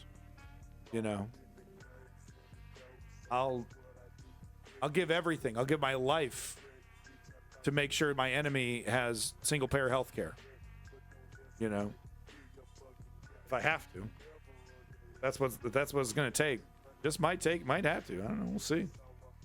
Oh my God, who the hell cares? Okay, I'm fucking sorry. All right, everybody.